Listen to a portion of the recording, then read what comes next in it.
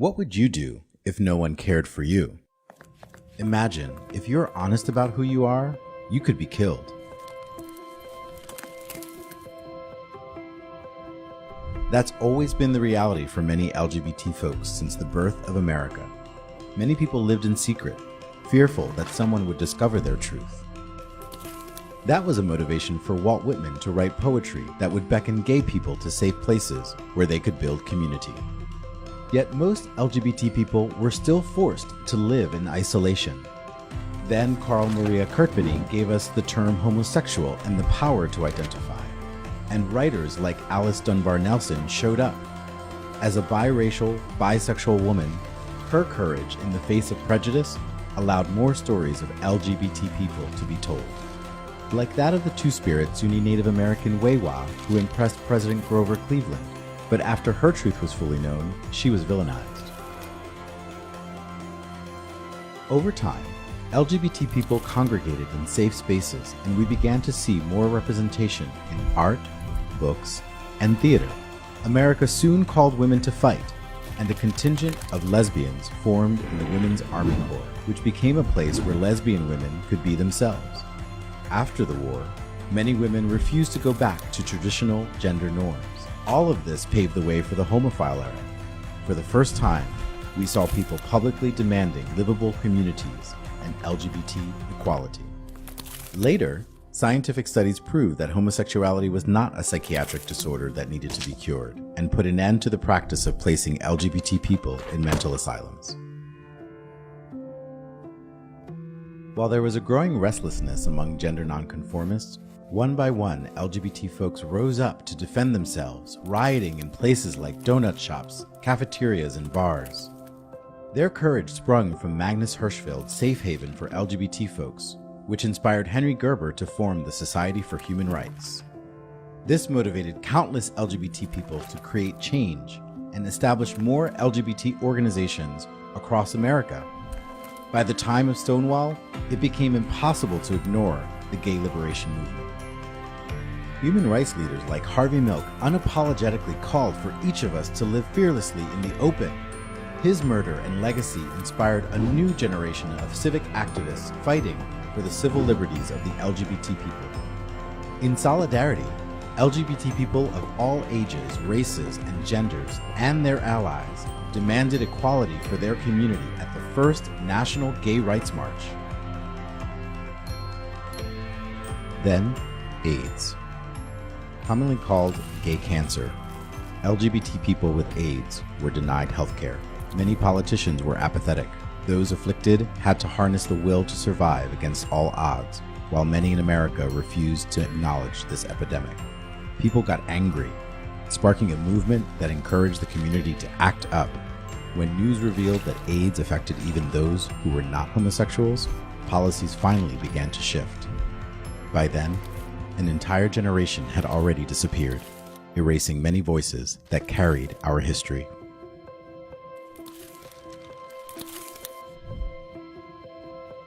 Homophobia and transphobia led to the violent loss of more lives, as gay activists lobbied for protections already offered to other people. Then legislation criminalized discrimination against LGBT folks. The military embraced gay Americans and did away with Don't Ask, Don't Tell. Gay couples gained the right to legally marry anywhere in the United States. And now LGBT elders like Marsha Wetzel are fighting and winning legal battles for housing rights, underlining that everyone deserves freedom from harassment and discrimination, especially as we age. Today, National Historic Landmarks recognize significant LGBT events as part of America's history.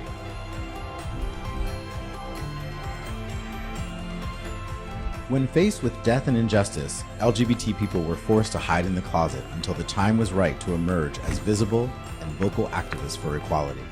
Even today, in the face of rising hate crimes, underrepresentation, and denial, LGBT people still struggle for acceptance and equality. 3 out of 4 LGBT older adults still worry about having enough support from family and friends as they age. This fight continues, and it's a fight where we all have a stake in. In the guiding words of AARP founder Dr. Ethel Percy Andrus, what we do for all. our movement that started as a fight for survival has become a story of resilience. This is progress paved by heroes in the past, present, and into the future. Now more than ever, it's time for all of us to stand up, speak out, and claim care for ourselves, for our LGBT community, and for our future. A living history of the LGBT movement, powered by AARP. Learn more at aarp.org/pride.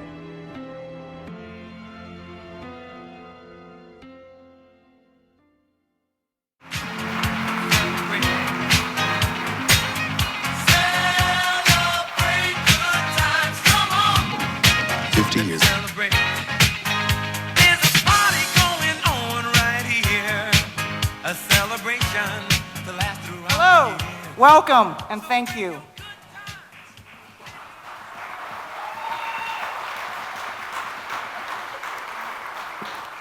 All these wonderful people behind me have got speeches prepared to say their parts, but I didn't do my homework. So I'm going to wing it. Bear with me. 5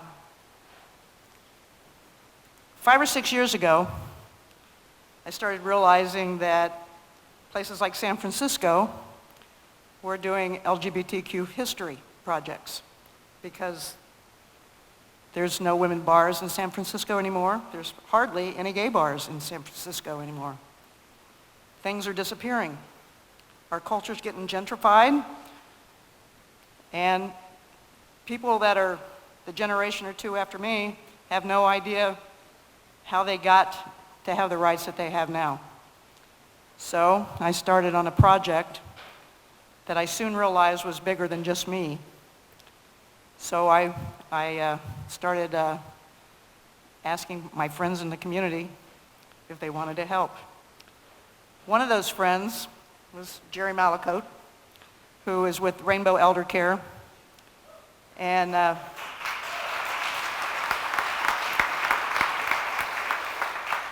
I told him the project I was working on, and lo and behold, I found out that a lot of other people had the same idea because they noticed what was happening too. So, Jerry and I decided to go to Mayor Whaley and ask the mayor if she would be interested in helping us do a project where the original plan was to put historical markers on local LGBTQ buildings, like where the old Martinique used to be, which was a women's bar, the stage door, places like that, so that we could start documenting Dayton history. And she gave us the idea of this. And so here we are. Thank you, Mayor.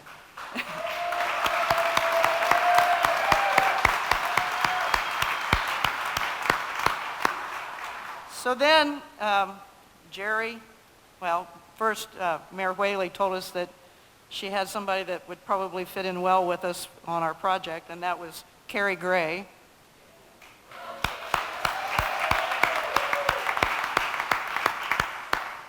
And then we decided we probably needed an archivist to help us figure out what we were really doing. And we were collecting memorabilia at this point, which is, if you have any, we want it. You might not think it's anything to you, but I bet you that you have tickets or signage or something that we can archive out at Wright State University. So then we started collecting stories, which will be archived down at the Montgomery County Library. We're getting oral histories from our community so that there's a reference point for younger gay and lesbian folks. So then we got Jim McKinnon, who is archivist for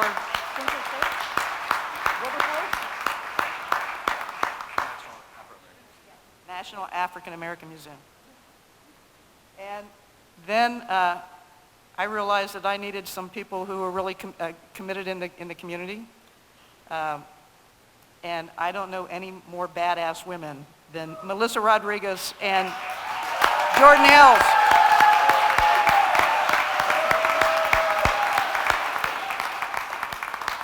And last but not least is Aaron Craig, who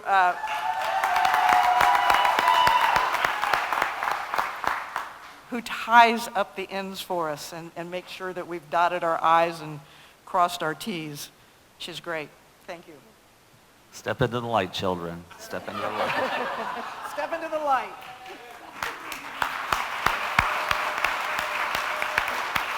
I need the sponsors. I'm looking for something here. Give me a second, folks. I won't. We have to thank our sponsors because we couldn't do this here without them. But first of all, we got to thank Brightside for this amazing space that they provide.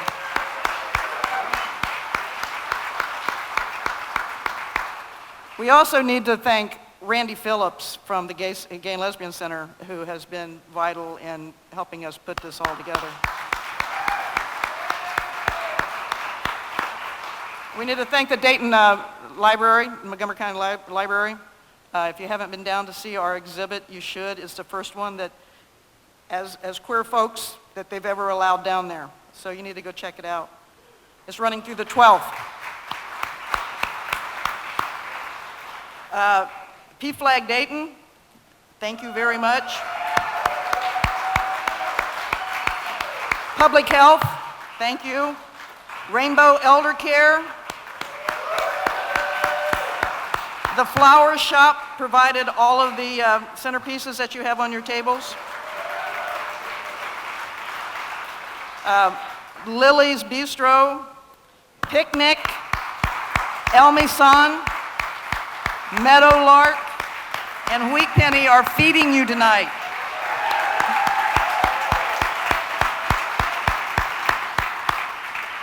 We hope you're going to enjoy this as much as we've enjoyed putting this together. We're flying by the seat of our pants. This has never been done before. Please be patient with us, but thank you for showing up. Thank you. All right, thanks, Sue. A few housekeeping items. So if you need to use the restrooms, they're through the door back past the bar to your left in the corner. So that's where the restrooms are. If you want to hook into the Wi-Fi, because we know that's important, right? The Wi-Fi password is ! the word welcome with a capital W and the numeral 1. ! welcome, numeral 1. So, just continuing with some thanks real fast. I want to thank all of the people who have been involved in this project in one way or another, and especially the people who shared your stories and your memorabilia along the way. You know, had some incredible conversations, incredible learning, and incredible sharing. And I just want to say thank you to everybody in this room who has shared your story or memorabilia or helped out in some way. So give yourselves a big round of applause. Finally, real quickly, we want to thank Tiffany Clark, the artist who did the beautiful Stonewall chalk display back on the mural in the back. It's so awesome. I didn't know she was doing that. Last night we were here doing a run through and I turned around and I saw it and I just broke into tears. It's just beautiful. We've already thanked Randy again for all of his work editing some of the audio clips you're going to hear. I want to thank Fred Winchester for being our volunteer photographer right over here. A lot of you know Fred. And I want to thank MB Hopkins for helping us name the awards that we're giving out this evening. So MB, I think she's had an accident recently. I'm not sure if she broke her back. Oh, yay, MB, yay. So, you know, as we thought about what to call this award, we sort of fumbled and stumbled around, and I'd like to make it sound better than that, but that's really what it was like. It was like, well, what should we call this? And then MB Hopkins, as she started designing the award, she said, well, you know, how about the Ruby Award? And then sort of a light bulb went off, because we were like, yeah, we think we like that. And as we were talking to people and interviewing people and capturing their stories, there were a lot of themes that were emerging. And a lot of them were themes that were sort of the kinds of things that the Ruby Girls sort of epitomize. And so we thought the Ruby Award, we like that. It works. It conveys a lot of the things that we're hearing in terms of themes as we're interviewing people. Themes like taking care of our own community. Things like building bridges to the larger community. Things like compassion and creativity and self-determination and community spirit. And those are all things that the Ruby Girls really epitomize. And so we thought, you know what? That's what we're going to go with. And so, when we think about Josh Stuckey and Brent Johnson, I'd ask them to make their way toward the stage.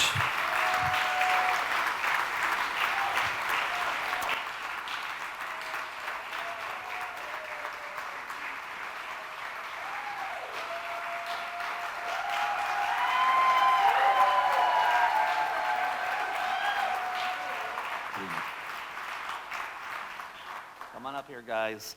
And if you want to, any of the other Ruby Girls, if you want to come on up, everybody come on up.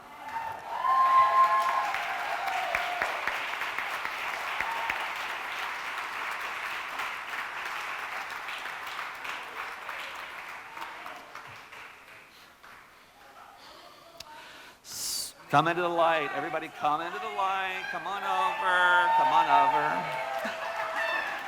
So these two gentlemen and the Ruby Girls, I mean, they were real, as I said, they epitomize a lot of the themes that were emerging as we were doing interviews. And, their impact and effectiveness, have been through self-determination and compassion. And they certainly exemplify the creativity, really, that is the lifeblood of our culture. I mean, we bring creativity to everything we do because that's part of how we survive, dealing with some of the stress and the marginalization that we experience on a day-to-day basis. And nobody has conveyed sort of the indomitable spirit more than Josh, Brent, and the Ruby Girls. So thank you so much. Now, Josh and Brent, I'm going to make them stand up here for a while. Josh, they're used to being in the spotlight, so this isn't a hard thing for them. So we're the backup dancers. I always wanted those. They had some their own words to share in terms of how they viewed what their lives have been about and the things that they've done over the last few years. So we're going to play a little bit of that. I think we're definitely half glass full kinds of guys. And whatever you're given, I think there's an opportunity to do something with it. And I hope that if people look back on my life or our lives together, that people see that though we weren't given a lot of money to open a business, we found a way to make it happen. Though we weren't born into a group of people that necessarily people should have or have had traditionally respect for, that people found a way to respect and appreciate what we could contribute. And that even when we didn't have any money to help out a cause, we were able to give of ourselves in a way to help.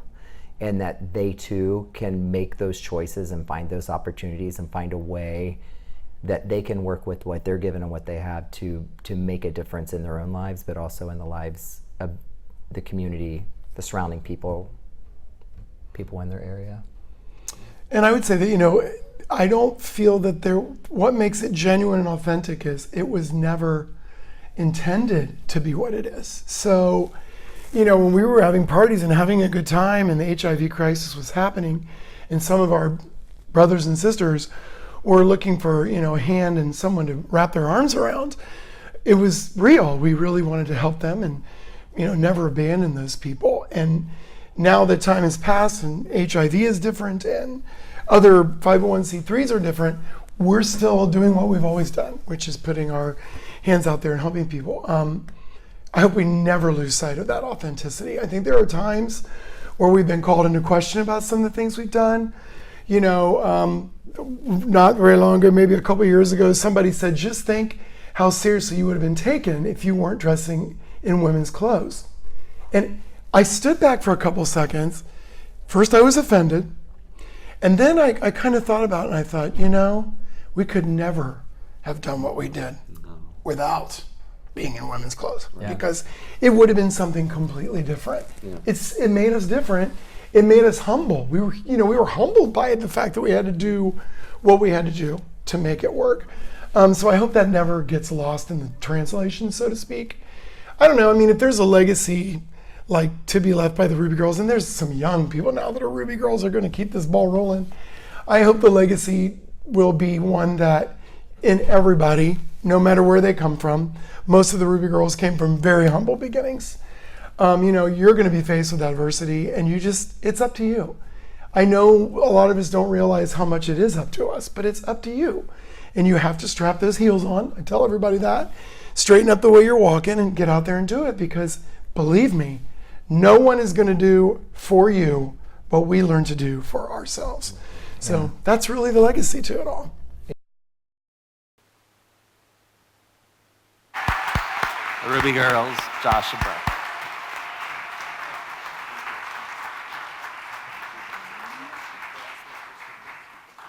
If you'd like to say anything?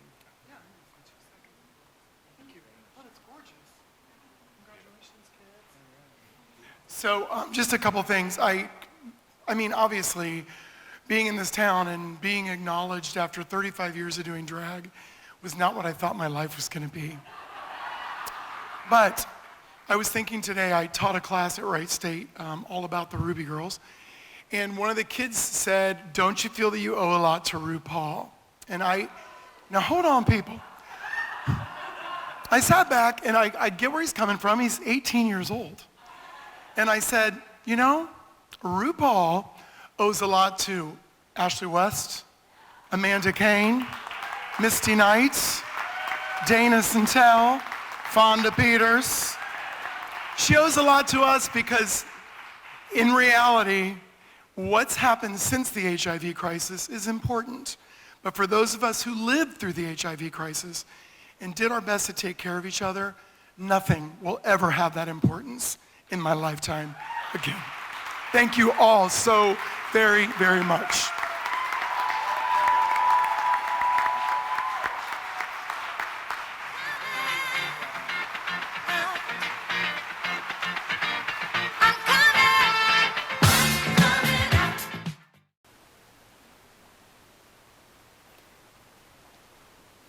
Hello again. My name is Erin Craig, and it is really,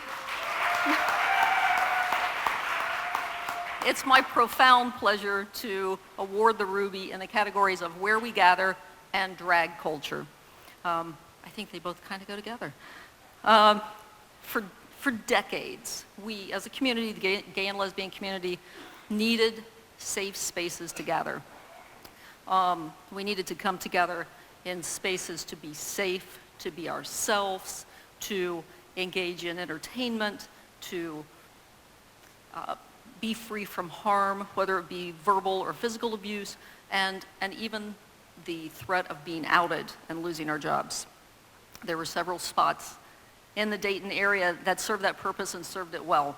As Jerry said, the Martinique was one of those spots, and the Martinique was served predominantly lesbian clientele and was located on Salem Avenue. I heard one clap for the Martinique. Let's.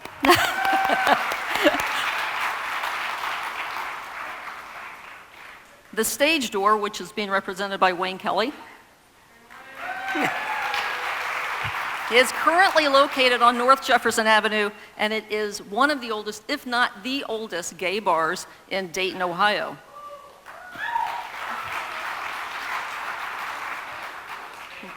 Rumor has it, beg your pardon, the entire state. My apologies.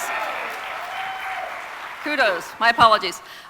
Rumor has it that during its heyday, the stage door was a popular stopping spot for those performers who had just finished performances at Memorial Hall.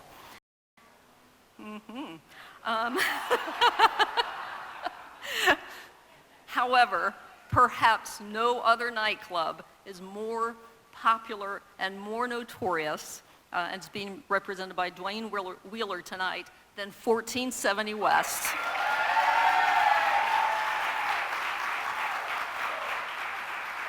One of my favorite stomping grounds.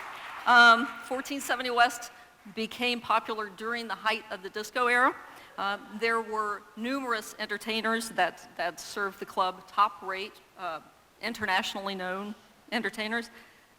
And one of my favorite events was the Sunday evening drag show. When we talk about nightclubs and we talk about entertainment, we have to talk drag. Tonight, Ashley West, Amanda Kane, and representing Misty Knight, Jennifer Jennings, are here to accept the Ruby Awards for their time in the clubs, representing the drag culture.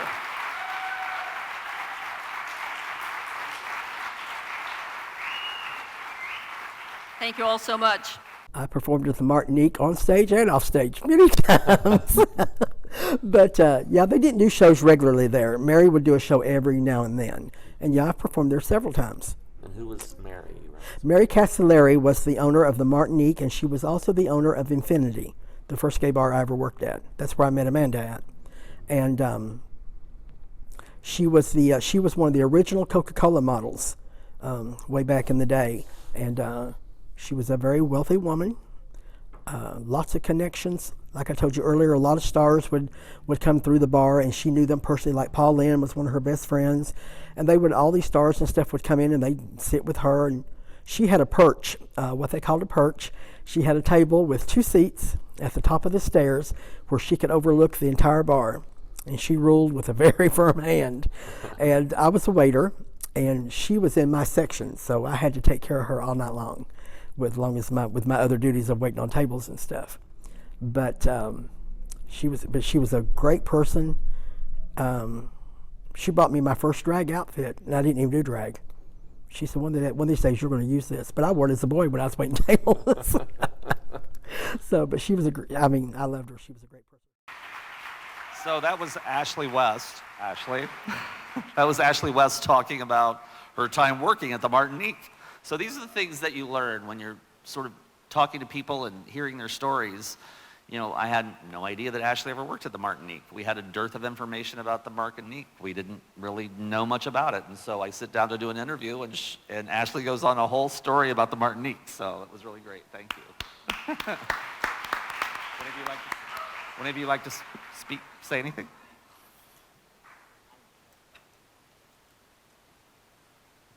Hello.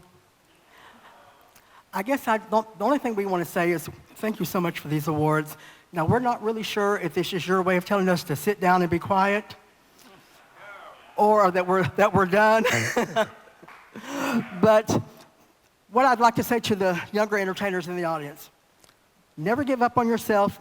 When people tell you you can't, and they tell you you're less than, you look at them and let them know you're not less than, you're more than. And through the years, there's been many, many entertainers long before us that have paved the way for us to be here. And as she said earlier, RuPaul's Drag Race has took female impersonation to an audience that probably has never known it before. But the entertainers on RuPaul's Drag Race, a majority of them could not have won a talent show back in the day.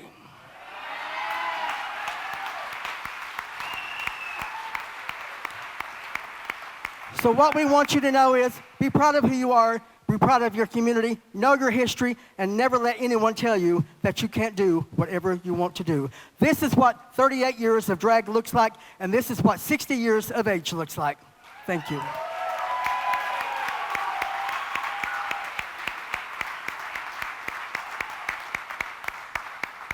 Anyone else have any comments you'd like to make? All right, thank you all very much. Thank you for all you've done.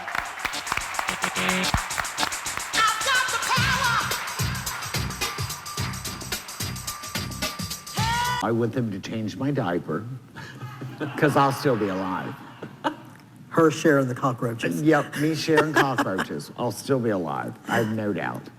I just want them to love each other. That's it, in a nutshell. Just be kind to, well, like Ellen says, be kind to one another. For me, I want them to respect the legacy, not of just us, but of female impersonation through the years. Every generation thinks that they're the ones that's the greatest, that they think they're the ones that started it, that they're the ones that made it famous, and they're not. There was queens came long before we were, that were stars in their own right, There was entertainment. They marched. They paved the way for us to be able to do what we do, and I think we have paved the way for a lot of queens.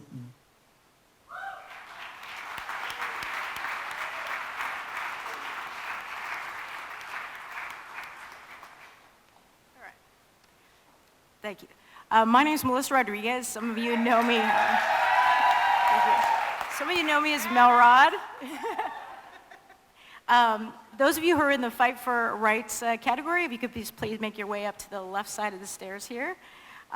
This category is will be honoring the people that have spoke truth to power in the fight for equality in the greater Dayton area for the LGBT community. These voices help shape the community, and they pave the way for future generations. The first honor in this category goes to the Dayton Daily News protest. On January 28, 1988, the Dayton Lesbian and Gay Center attempted to place an ad in their lecture series called Keeping Healthy in Difficult Times, a speaker series in the Dayton Daily News. The Dayton Daily News advertising department rejected the ad. And like true LGBTQ community fashion, we stood up and didn't stand for that. So on Wednesday, May 18th, 1988, members of various communities, including Serenity, Inc., and others, got together and protested in front of the Dayton Daily News. Lots of news coverage happened. Channel 2, 22/7, Cincinnati, Dayton Daily News actually covered the event. After that protest, a few months later, on May 29th, 1988, Serenity member Mark Kenny shipped a videotape composite of all the TV coverage of the protest and sent it to the chief executive of Cox Enterprises. On June 8, 1988, Mr. David Easterly, president of Cox Enterprises, traveled to Dayton to settle the issue with Dennis Shearer. He asked him to reverse his decision and accept the ad in the Dayton Lesbian and Gay Center and Serenity put forward. When he refused to accept the ad, Mr. Easterly next offered Mr. Shearer an opportunity to resign his position as publisher of the newspaper.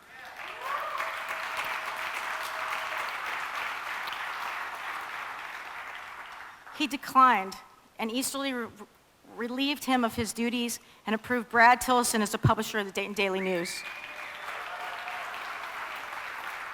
Accepting the certificate for the Dayton Daily News protest is Jim McCarthy.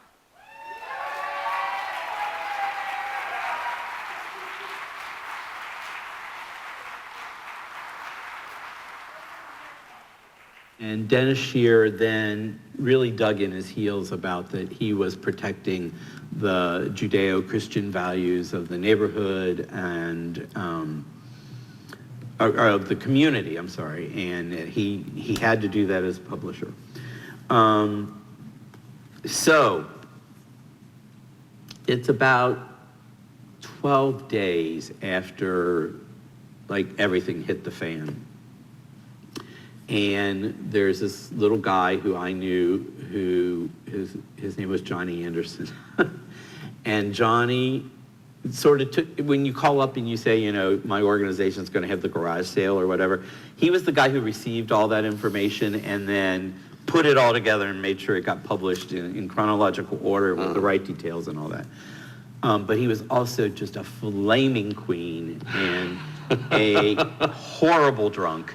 And very cynical, you know. But he was a character, and and Johnny referred to himself as the Contessa de Bellerive.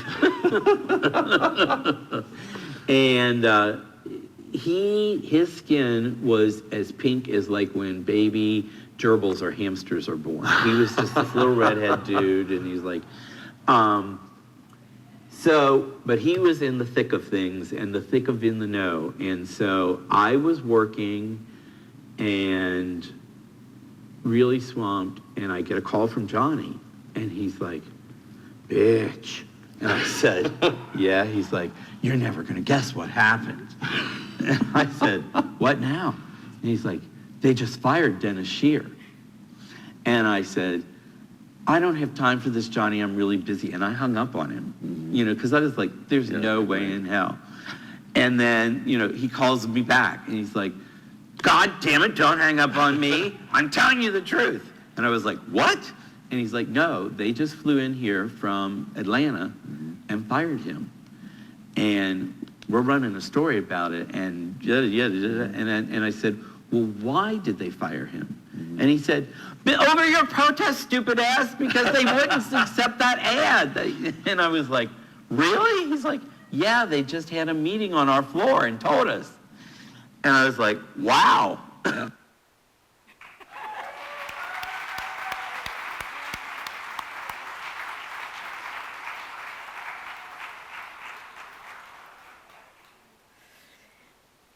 Our next honoree is Judge Mary Wiseman.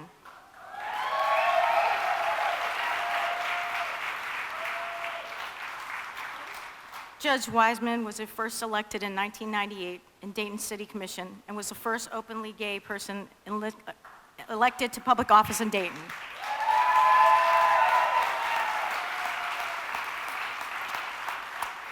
She was later appointed in October 2007 to Montgomery County Court of Common Pleas. She then became the first openly gay judge in the history of Ohio.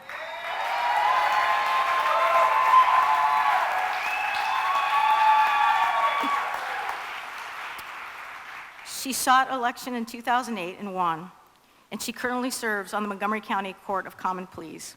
Please big applause for Mary Wiseman.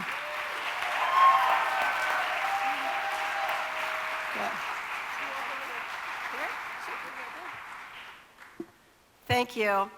In 1997, in Dayton, Ohio, Dayton became one of the first cities in Ohio to elect an openly gay person to their city commission. We know that when we and our allies organize and vote, we win. When we win, we govern. And when we govern, we do so with equity and fairness and compassion for everyone.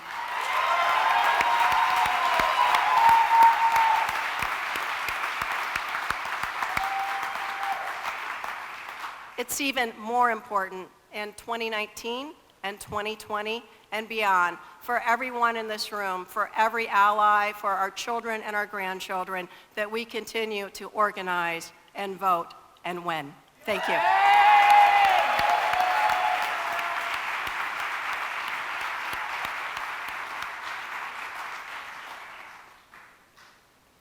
The next honoree is Joe Lacey.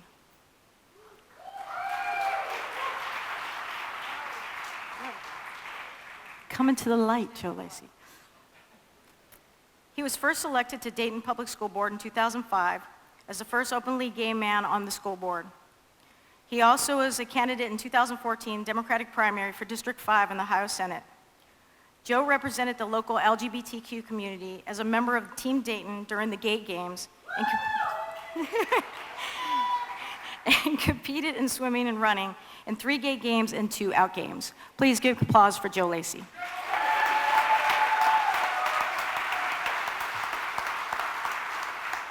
I don't have the stirring words that the judge had, but I do want to go back. I want to go back to the early 90s and thank the Sexual Orientation Civil Rights Political Action Committee. I joined it, I wasn't out yet. And I joined this group of radicals: Jim McCarthy, David Laurie, Michael Hawk, Mary Wiseman, Martha Harrison, Celeste Horner, Wendy Hurwitz, and that gave me the strength. That group was a great group in the early 90s, a soccer pack. It was a horrible name. But the Sexual Orientation Civil Rights Political Action Committee. I'd also like to thank the president of the Dayton area Stonewall Democrats, my husband, Tony Ballas. And I wish our daughter Ariana could be here, but she wouldn't be able to sit through this, and she would not be able to understand why the Ruby girls were dressed like men. Thank you.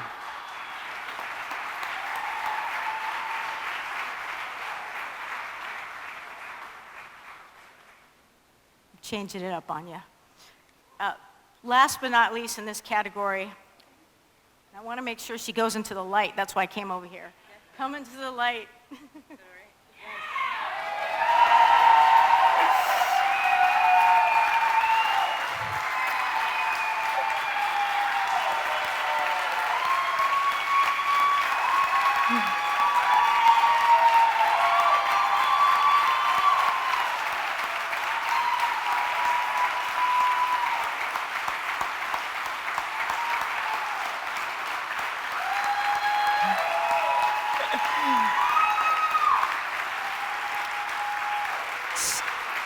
I see this honoree needed no announcement. Mayor Nan Whaley is actually one of the reasons me and Jordan decided to retire and stay here in Dayton after we retired from the Air Force at Wright Pat. Mayor Whaley was first elected to Dayton City Commission in 2005. During her time on the commission, they authorized the domestic partner registry in June 2012. She later ran and was elected mayor of Dayton in 2013. After assuming office, she appointed Carrie Gray as the mayor's LGBTQ liaison during the Pride Gala 2014. She was active in Marriage Matters Ohio, an advocacy group in support of marriage equality, and performed the first same-sex marriage in the state of Ohio.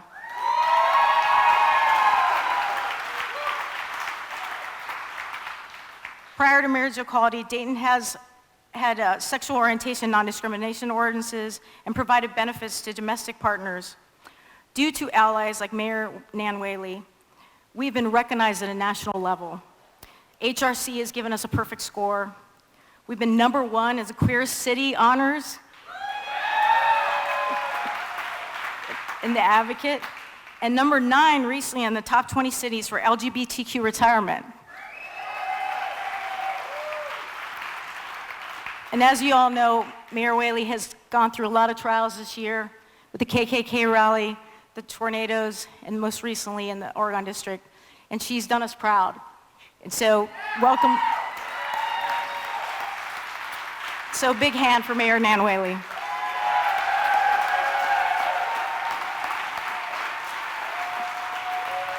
Well, you guys are great. I'm first very excited to have what I'm going to call a Ruby, right? Is that what we're calling them? And it's great to see you all. I feel like I've married half this room now, and it's such an honor to get to do that, and so proud. The first actual gay marriage in the state of Ohio was actually Carrie to his husband, Tim. And so that was really special, too. Let me just say, I am super grateful for Sue and Jerry and the whole team's effort to do this history. Because, you know, while we're celebrating the successes, there's been many failures in this fight as well. And, you know, the work, for example, that Judge Wiseman did when she was City Commissioner Wiseman and fought and lost on housing rights for LGBT community, you know, drove me to make sure that we righted that wrong when I became a city commissioner. And, you know, I wouldn't have been able to do that and fight for that if I didn't understand what a tremendous loss that was for this whole community, to make sure that we are a place that no matter who you love, where you come from, or what you believe, you are welcome in Dayton, and I'll continue to fight for that.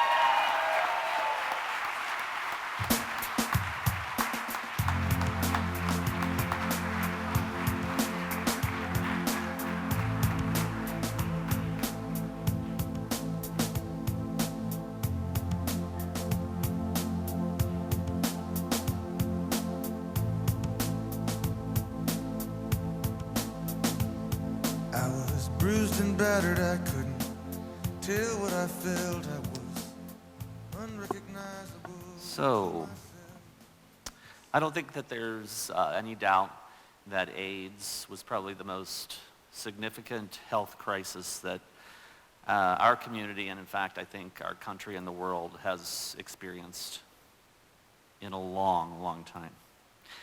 And if you didn't live through it, it's hard to really convey the horror of it. Our government waited way too long to act, and thousands of people had to die before there was any real effort to try to figure out why. And often what that meant was that people, mostly gay men, but not exclusively, were sort of left to die alone. And that was a horrific thing to allow to happen.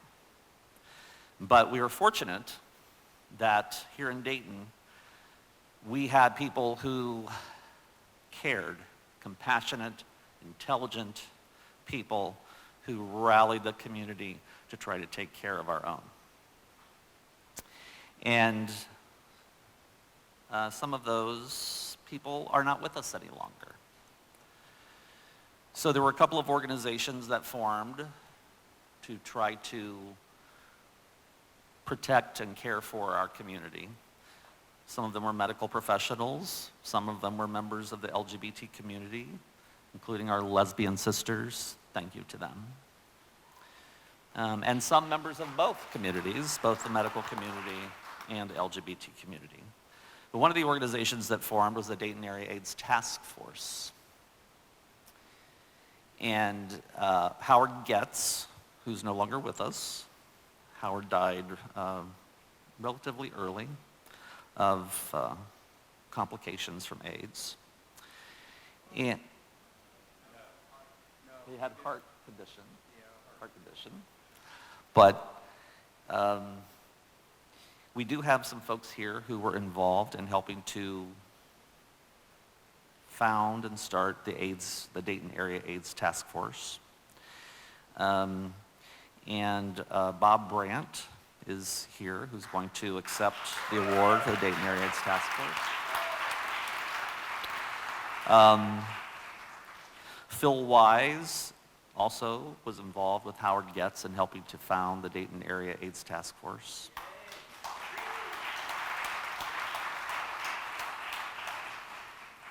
So another organization that existed here in Dayton was the AIDS Foundation Dayton. And Mitzi McCreary, who is no longer with us, she died in 2012.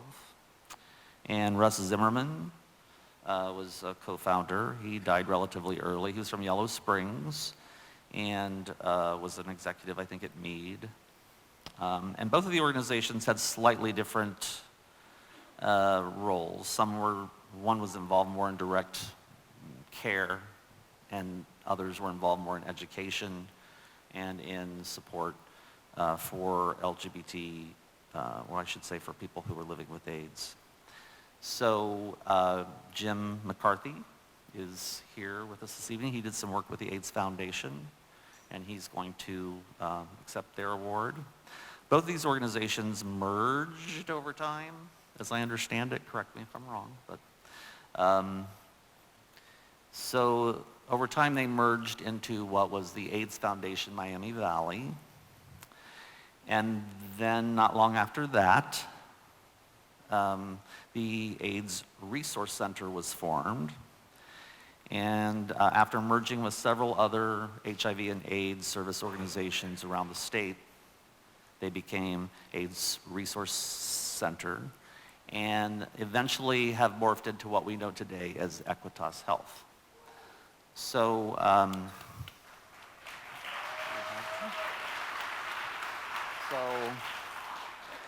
Phil, Dr. Brandt, and Jim McCarthy.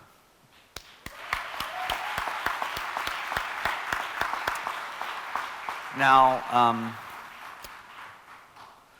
Dr. Brandt had some thoughts to share with us about HIV and AIDS and what his hopes are for the future. And just on a personal note, I would say that I've gotten to know Bob in a variety of ways in my time here as an adult in Dayton.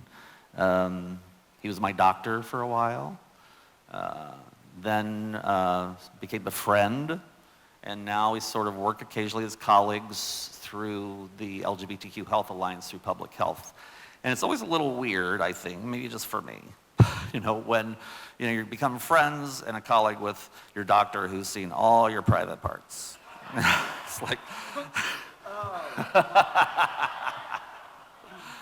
but I got through it, we're cool, it's all good. So I just want to share some of Dr. Bob's thoughts. Hope or vision for the future, that there's a cure, and that we learn enough about people's immune systems, and not only do you have a cure for HIV, but we are learning so much more about the science of immune systems and through genetic manipulation, whatever, that we're actually not only going to cure HIV, but we're going to make advances in a lot of different illnesses. And I'm sure that's one of the real big positive outcomes of all this. I would be remembered as a human being and someone who was there to help, to lend a hand, to give guidance, to give counseling. To me, it almost comes back down to the basics of being part of a family and taking care of each other. And I've got my genetic family, my birth family, and then I have my chosen family in the community, LGBT community, and this is what comes to my mind. Anything you want to say? Bob, anything you want to add? Thanks for the award. The only thing I wanted to say, I was trying to think of tons of stuff to say and try to keep it short. And if I keep on going, I'm going to keep on talking.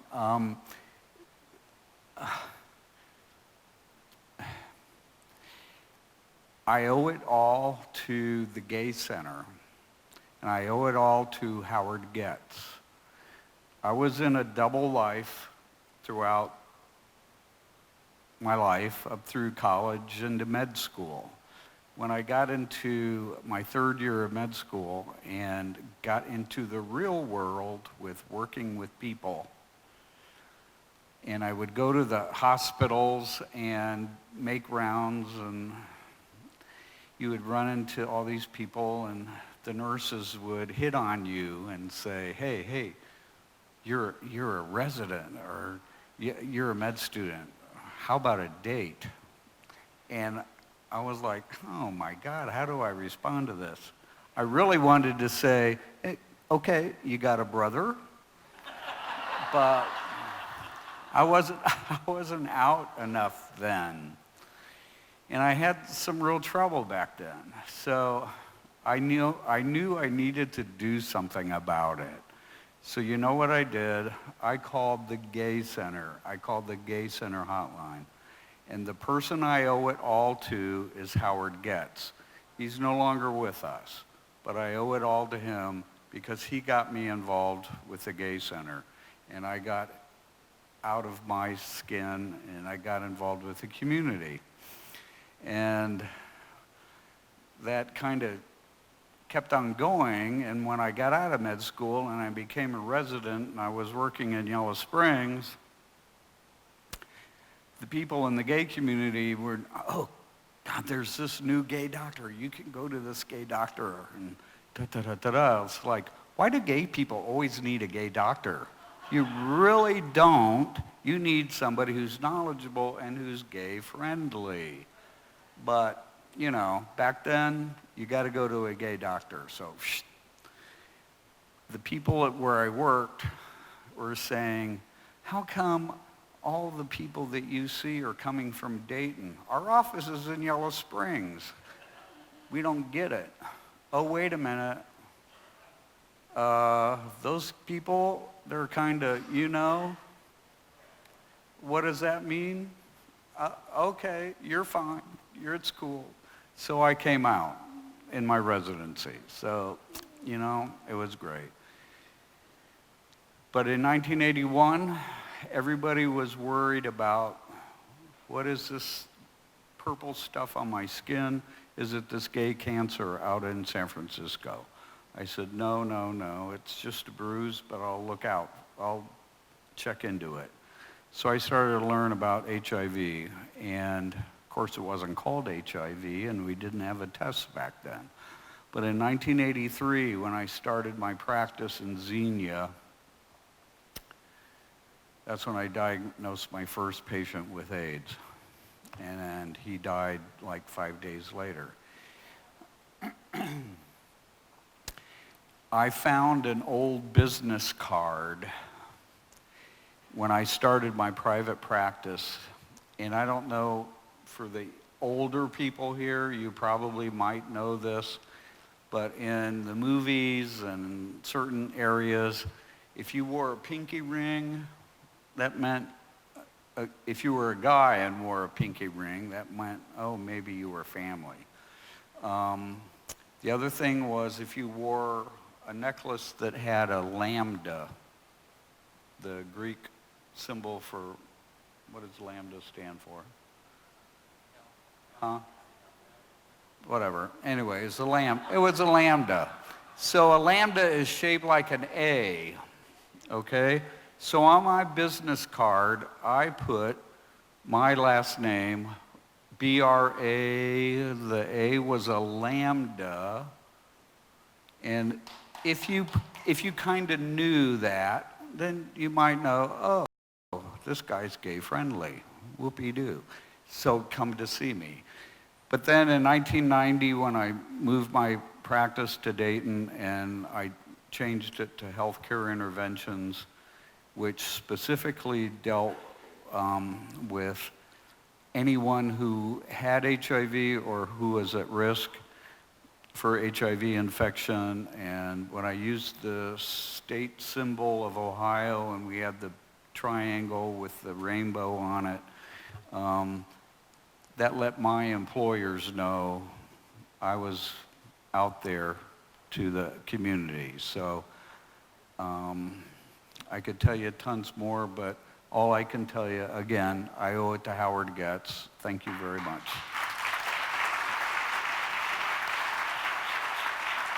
All right. So, I just want to say a word about Phil. I sometimes refer to Phil as our mother of the perpetually underwhelmed. Phil's really a teddy bear at heart, but for the longest time when I met Phil, I was like, this guy hates me. I don't know what it is about this. He just gets. But then I realized that, Phil's been involved in a lot of things in our community, whether it's the LGBT Center, the AIDS Task Force, the Neon Film Festival, being on the review committee, that sort of thing. And, we need to give Phil a special hand too, because he's been involved in so many things.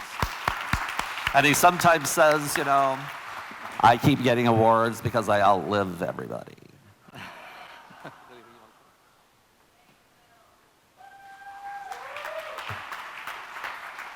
I know you're out there. I can hear you breathing. I accepted this award for, I think, Howard Getz, who I had the great grieving. This is your very own award. Oh, okay, thank you. Howard founded the center, and I remember going through the IRS things about trying to get the tax exemption status, and after like the 5th or 6th iteration of filing the forms, it finally came through, and we became one of the first gay centers in America to have a 501c3. That was in the mid-70s, I believe.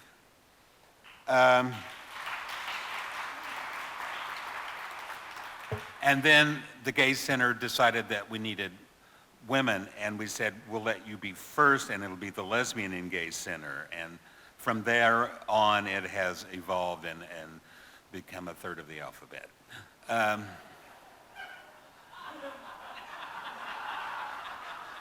And that's not my line, it's Dave Chappelle's. A while back, somebody said, make mom proud. And if moms were still here, mine's gone, I'm sure they would be very proud of what we've accomplished and what we've done, how we took care of ourselves, what we did for each other, and we have elevated this town to one of the most gay-friendly in the United States.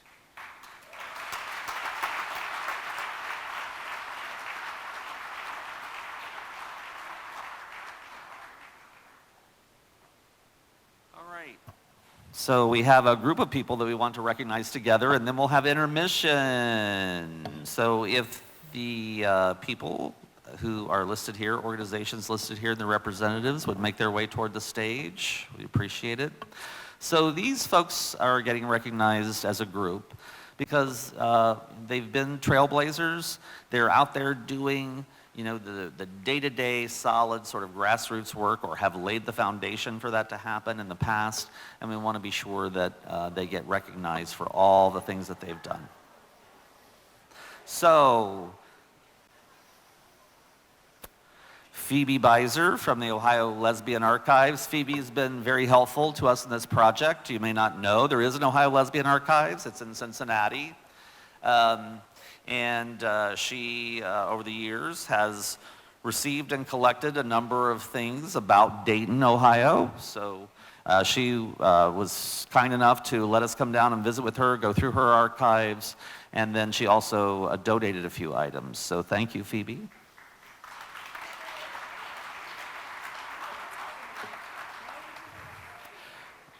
Let's see, Dickie Wilson. Is Dickie Wilson in the house? Okay. Dickie Wilson is accepting an award for Rainbow Elder Care Horizons of Aging Summit. That just happened this year, so that's like in the last 50 years, right? But you may not know that it was the first ever educational conference for professional folks who work in this arena, focused on LGBTQ older adults in Ohio. Dickie was on the planning committee, so thank you, Dickie. Rightfully Proud, Jim McCarthy. Is Jim McCarthy still with us? There's Jim. So some of you may remember Rightfully Proud. It was basically the LGBT newspaper for the Dayton area, sort of the Miami Valley area. And it started as sort of this, I don't mean to offend anybody, but sort of this crude listing, sort of mimeographs kind of thing.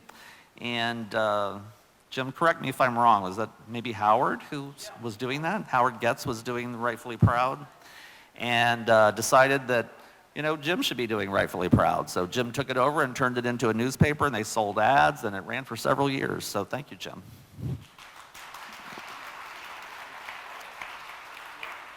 We have several PFLAG folks, a few of whom are being recognized posthumously. And I'm going to ask Rochelle Ferboda maybe to come up and talk a little bit about those real quickly. So we have Mickey Adams, who's no longer with us, was one of the early PFLAG Dayton chapter founders. Willa and Meredith Dallas, I think they were the actual initiators, founders of PFLAG Dayton. And we're recognizing Barbara Lotney, who also was one of those people, but she's no longer with us, so we have her husband, Ken, and their son, Carlin, who traveled all the way from San Francisco to be here tonight. So thank you.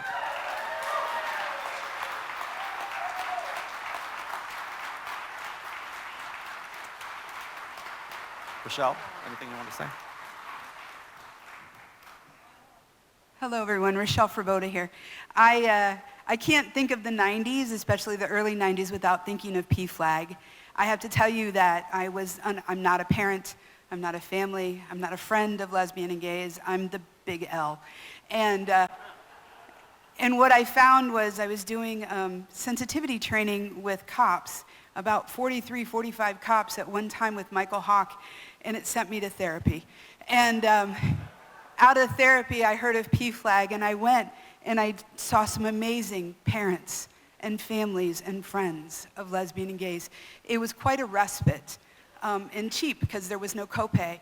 And what I discovered was an amazing woman named Mickey Adams there who definitely, I think the word tireless advocate would suffice, but in fact, Mickey Adams was, well, if you needed a pat on the back or a hug, she would do that for you. And then if you needed someone hip-checked, she had that for you as well. Mickey was no joke. And we had one of our first Christmas parties back in the day, and of course our family was there and no friends showed up. And Mickey came and she gave me a rainbow mug. By the way, I have 8 more of those rainbow mugs for every year she came to our Christmas party after. And I said to her, Mickey, none of the people are here. And if you didn't know, Mickey was psychic. And she made quite a lot of money being psychic.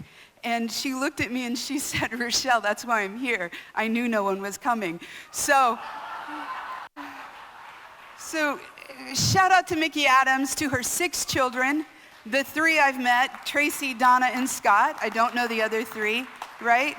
she's certainly in my memory, and I hope that she's in yours as well, because she would have loved this type of event. So thanks very much, and thanks PFLAG. We also have Larry and Clara Resash, who were early forerunners in PFLAG.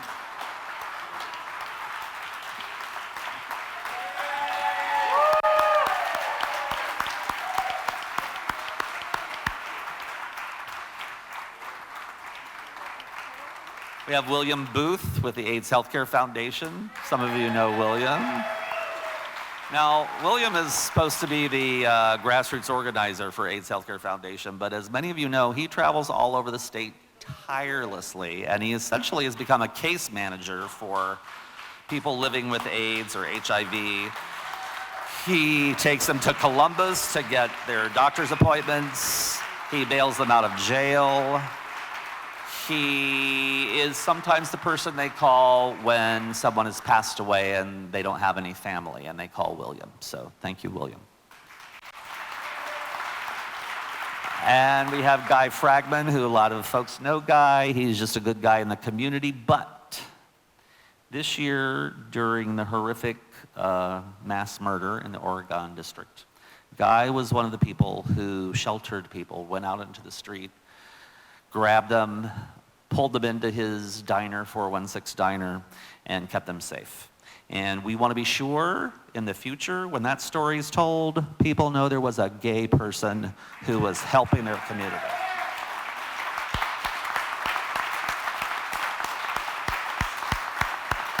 So let's give them all a big round of applause, and then we'll have intermission.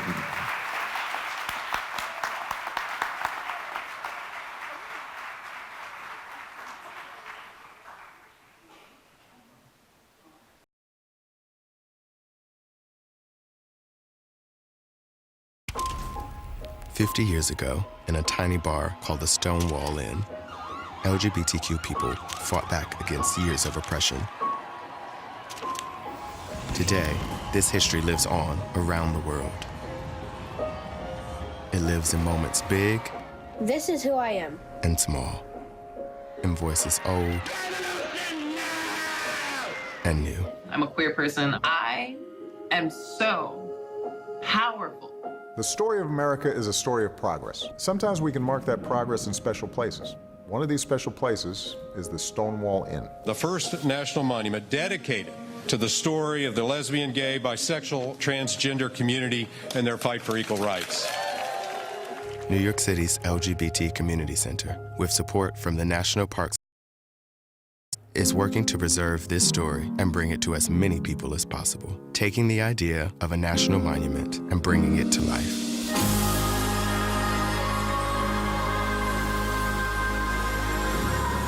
By digitizing archival materials from the early years of the movement, by capturing the voices at the front of the fight. It felt like you were free. You didn't have to hide anymore. By finding voices we've yet to hear and bringing them all together in a living monument. Stonewall made us a people. We all knew it was different now. For everyone, everywhere, where we all can see the history and add our own.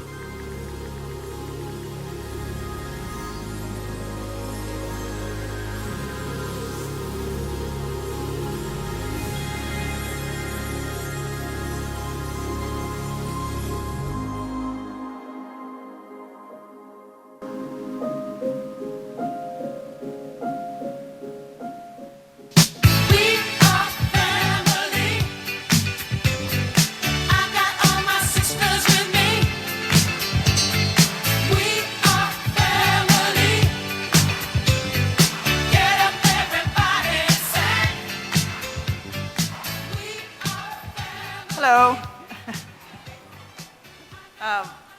You know, this is very emotional for me, actually. I look out here and it's, you know, I've been close to tears part of the evening because I can't believe this actually happened.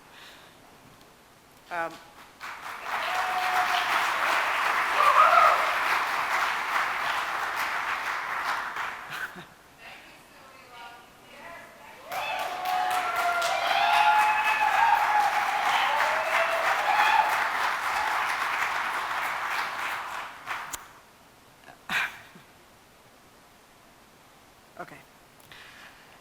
I have to play catch up on a couple things. First, I have to thank John Stanton for playing piano.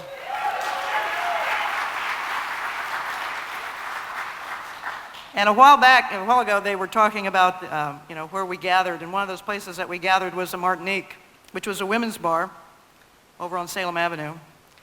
And I had a friend who is now passed, but Marty Allen, who was a door person at the Martinique. And one night, somebody knocked on the door, and if you knew the Martinique, you had to either ring a buzzer or knock on the door in order to be let in. One night, somebody knocked on that door, and when she opened the door, somebody shot her in the face. And she lived. Wasn't pretty. I mean, it took a long recovery. It shot her in the mouth.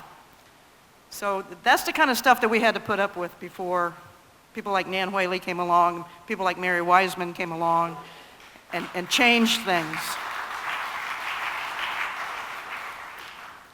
There's a lot of people in the community that changed things, and there was a lot of lesbians in this community that did a lot of hard work. Yes. And I had been living in San Francisco from it's kind of vague because, we were young and having a good time. 78 through 81, I think. I came back in 81. And things were happening. I was surprised there was so much happening in the community. One of the things that was happening was Mick Montgomery was opening Canal Street Tavern, and I knew Mick from back in the Sam's Bar and Grills days, and my friends were telling me that, Mick's going to open a bar and it's going to be really cool. And I was friends with a woman named Dottie Mosley, who Dottie and I were friends, and we went down to Canal Street one night before Canal Street had a sign, and it still said Evelyn's Cafe out front. And Mick said, "Hey, where do you guys listen to music at?" Meaning the lesbian community, and we said, "We don't." And he said, "Why don't you come here? We'll give you a safe space that's clean, and make sure nobody bothers you." And so Dottie started the Dayton Women's Music Collective. And it was phenomenal. It was just amazing. And it was about women performers of any sort, musicians, poets, whatever. And when Dottie moved to Alabama about a year later, she and Mick asked me to take it over. And I did, and it ran until 1998, when I ended it and moved away again. But another thing that was happening was I was seeing Nancy Grigsby's face everywhere I was at. And Nancy Grigsby was putting together women's dances and potlucks and disseminating information for where we could go and what we could do, and rallying women to get out in the streets and do things. So one of the things that Nancy Grigsby did was her and a group of women decided to start. Nancy was always starting things, right, Nancy? But Nancy is a mover and a shaker, and Nancy and a group of women started Iris Books, which was and still is the only feminist lesbian bookstore Dayton ever had.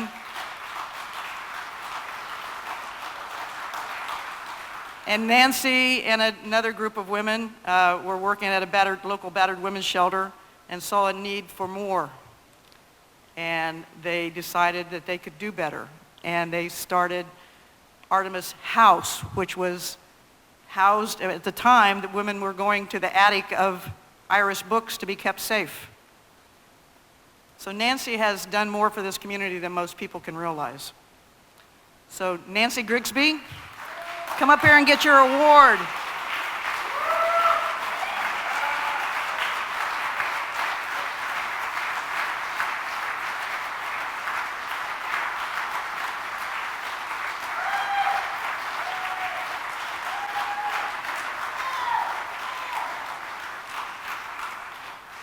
I'm very blessed to have known Nancy for the last, 40 years, 35 years? Nancy Grigsby.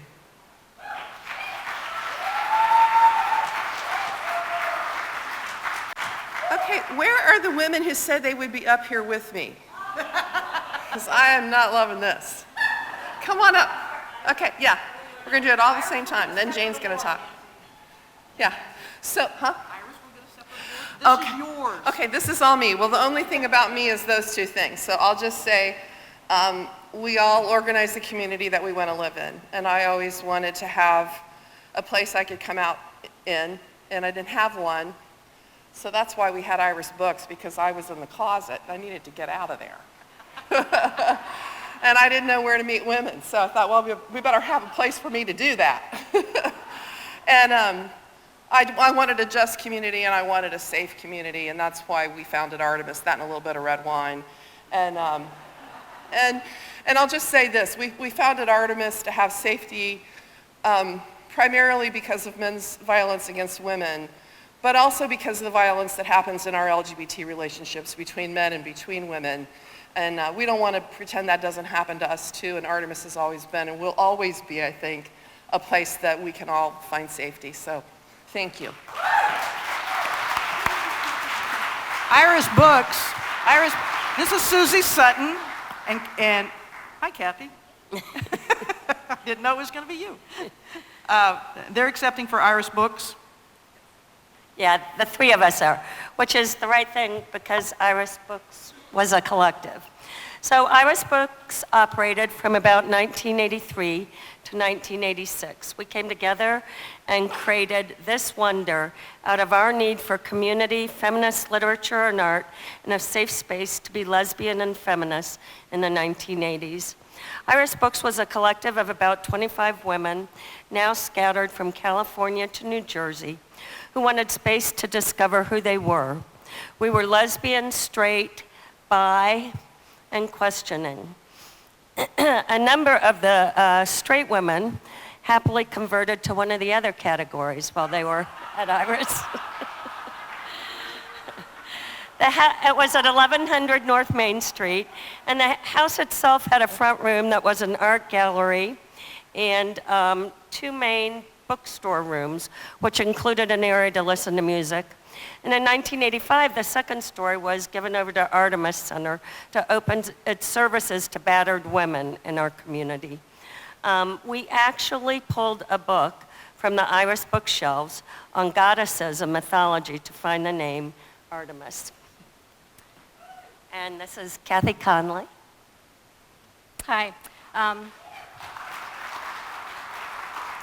Iris, it was a bookstore, but it was so much more than that. It was a place where we had events, potlucks, art openings. Iris Books Collective organized the Women's Peace Walk to protest war and to demand peace. We hosted women's dances. We brought authors. We organized a protest of a porn film shown in Dayton called Snuff, which claimed to film the actual killing of a woman. We argued and we debated. We celebrated ourselves and each other.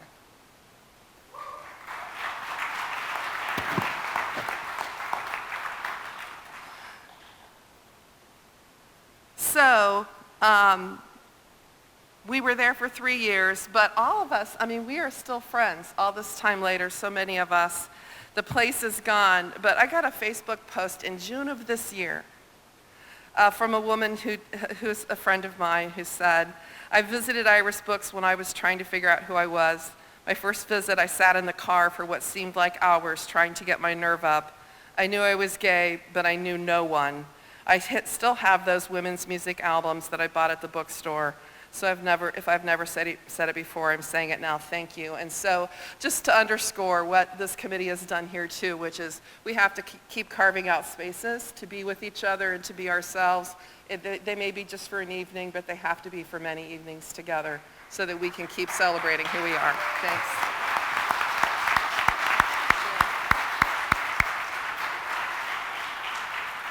Jane Kiefer is a current director at Artemis Center now because it's grown from the attic of Iris bookstores to this. It's become this phenomenal thing. I'm honored to say that I did the very first fundraiser for Artemis back when they were first getting together, and we raised enough money to get their phones installed.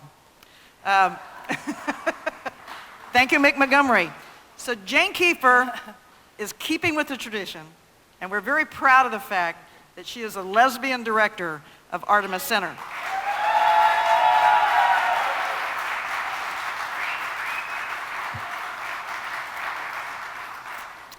We might need another fundraiser for the phones, but I'll keep you posted.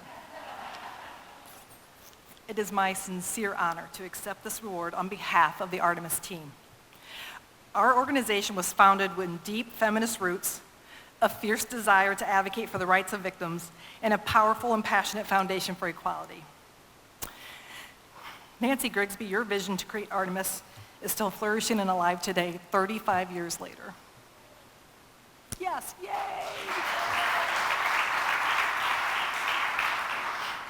Your leadership encouraged diversity among the staff to help us reflect the population we served, in particular the LGBT community.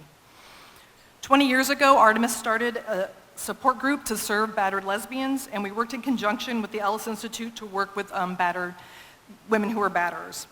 Today, we offer a gender-inclusive support group to all survivors experiencing intimate partner violence, and it's the only one in our community. When I started working for Artemis 23 years ago, I like to say I was a child prodigy. Nancy, you were strong, you were out, unwavering leader, while I was quiet, not so out, and I was an advocate. Today, I am honored to say, as I stand on your shoulders, that I am too strong, out, steadfast leader for Artemis Center.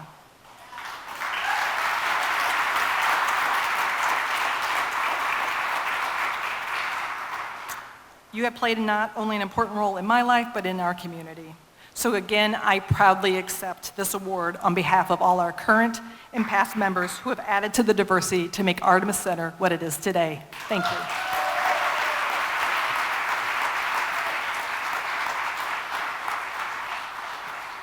So while Nancy was out there organizing the rest of us into not only having a good time, but trying to make us do something worthwhile, we were turning on WYSO radio, and we were listening to Women in Music on Sunday afternoons.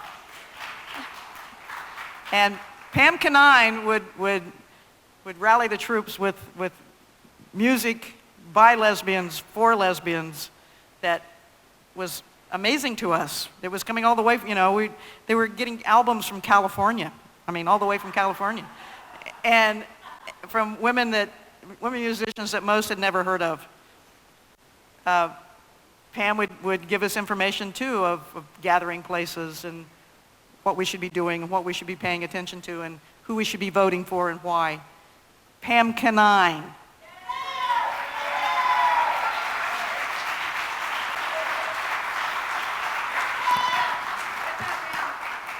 Wait a minute. I did not mention, Pam went on to become mayor of Yellow Springs.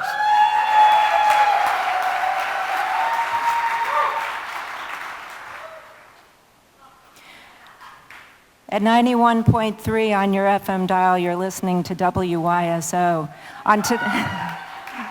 On today's Women in Music, we're going to be hearing from Chris Williamson, the Changer and the Changed. We'll follow that up with Meg Christian, Ode to a Gym Teacher. Holly Near is next, Imagine My Surprise.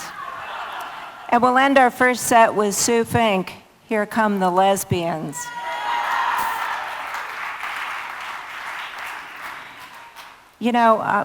Women in Music was a game changer, and thank God for WYSO. I'm accepting this award on behalf of WYSO just as much as I am for the Women in Music Collective.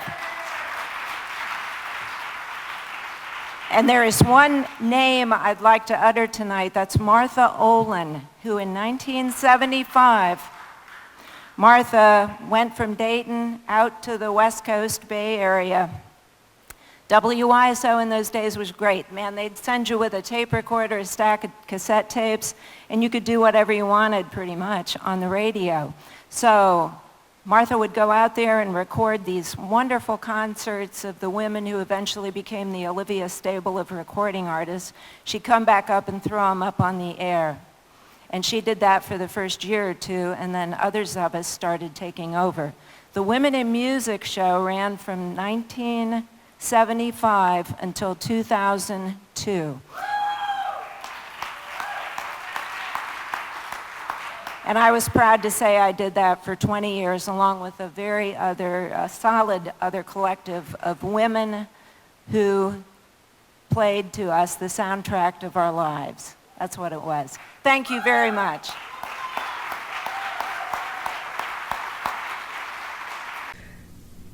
Work I've done in the LGBTQ community over the years, so with few exceptions aside, it would have been the years I spent with WYSO that were by far the most meaningful to me and the way I felt I could be best in connection with my community. Right. I have the privilege of announcing the next couple of honorees. So the next honoree we have is Major Wendy Stivers.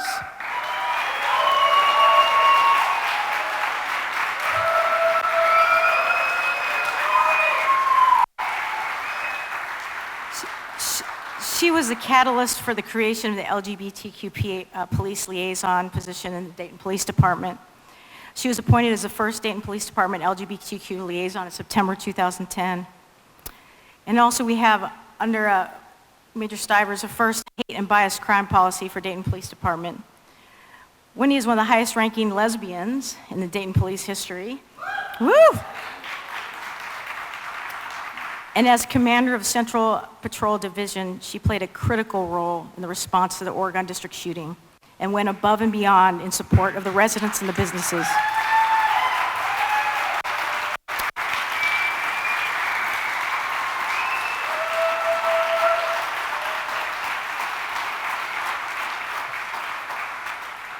Welcome, Wendy Stivers.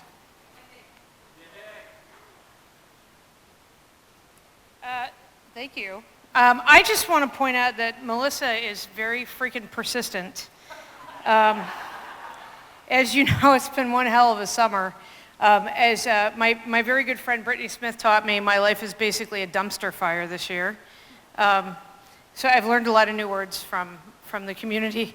But Melissa chased me around. I think our first scheduled meeting to do this project was actually Sunday, August 4th. We had plans to get together to do this. Like a lot of you, I didn't get to sleep much that week. And so Melissa was very patient and kind and would just periodically text me and go, hey, how about now? So she finally cornered me. I've got to tell you, when I first came to Dayton in 1997, I was only going to just stay here like 3 years, visit with my family a little bit and go back out to the West Coast. And here I am 22 years later, and that's really for a good reason. When I first came on the police department, I was told not to lie to anybody, but don't be gay in a very public way. Hide that shit. And over the years, I've had different experiences with it. And I wasn't planning on telling the story, but so in 2010, I went to the Chicago Police Department hosted an LGBT conference. And I went thinking maybe I might meet a girl.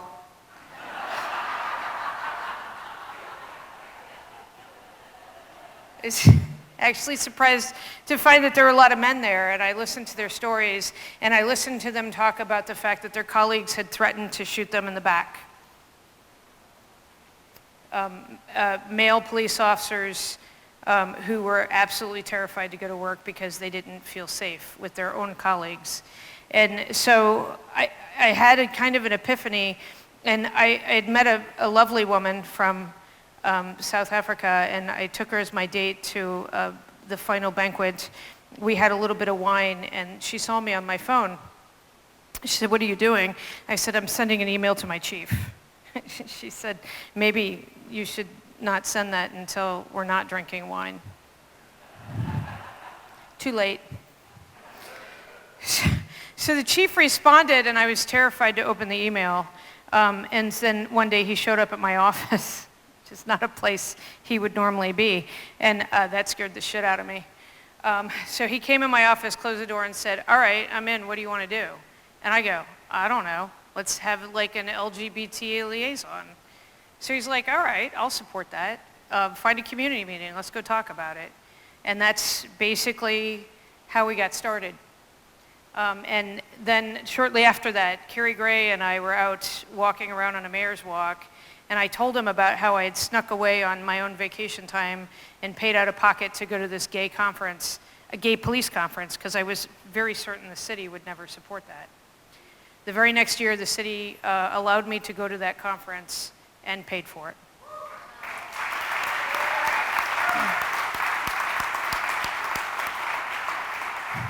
So, I've had a little wine tonight. I like to break rules, and yeah, I think it's real important to be transparent and honest with each other. And so, about a year ago, one of my bosses pulled me aside and pointed out to me, I was going through a rough patch, and pointed out to me that just people around here don't like your lifestyle. So we've got a lot of work to do. And I have not been secretive at all about the fact that I have applied for other jobs. And I've kind of been out there looking for like a more gay place to be, right? And I blew it. I was out in Arizona interviewing for a job a couple weeks ago, and as part of the final interview, I was brought into the final stage with the chief of police in this police department, and they hit me with all the negative feedback from the process. And the very first thing they said to me was, "We're just real worried because it doesn't seem like you want to leave Dayton. It seems like you like it too much there." That's because of all of you. It's because of everybody in this room. It's because of our amazing mayor. This has been one fucked up year, pardon my French. We've been through a lot of stuff, but I've had the opportunity to really see how this community can pull together in crisis. Not just one crisis, but crisis after crisis after crisis. And through all of them, every time I went out into the community, and through all of those sleepless days and nights, the faces in this room were the ones that came up to me on the street and handed me a bottle of water or gave me a hug or supported me through the whole thing. So I gotta tell you, it's gonna be real hard to leave Dayton, except for winter. I've had about enough of that. I've probably gone over my time. But seriously, thank you very much. I love you all, I really do.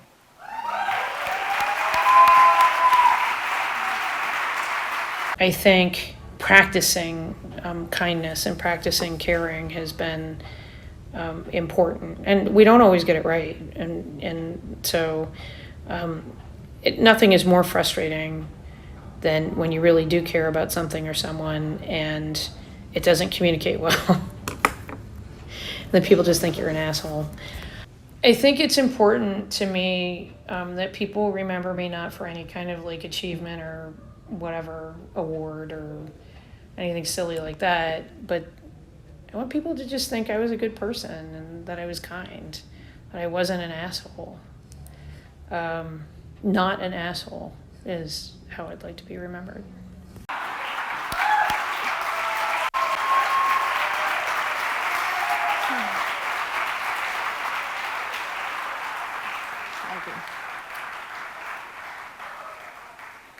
The next honoree is Liz Valente. Liz will also be accepting an award for Elizabeth Wiley, who couldn't be with us tonight.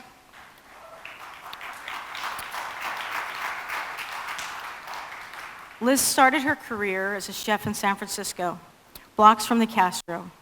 Liz also held various leadership roles in the gay games organizations.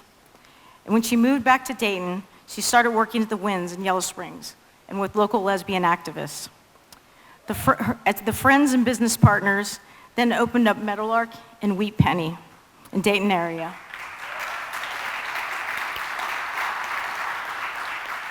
As open lesbian business owners, they represent and support the LGBT community in so many ways. They also are a driving force for the community, notably in support of other women chefs in the area. Welcome, Liz Valente. All right.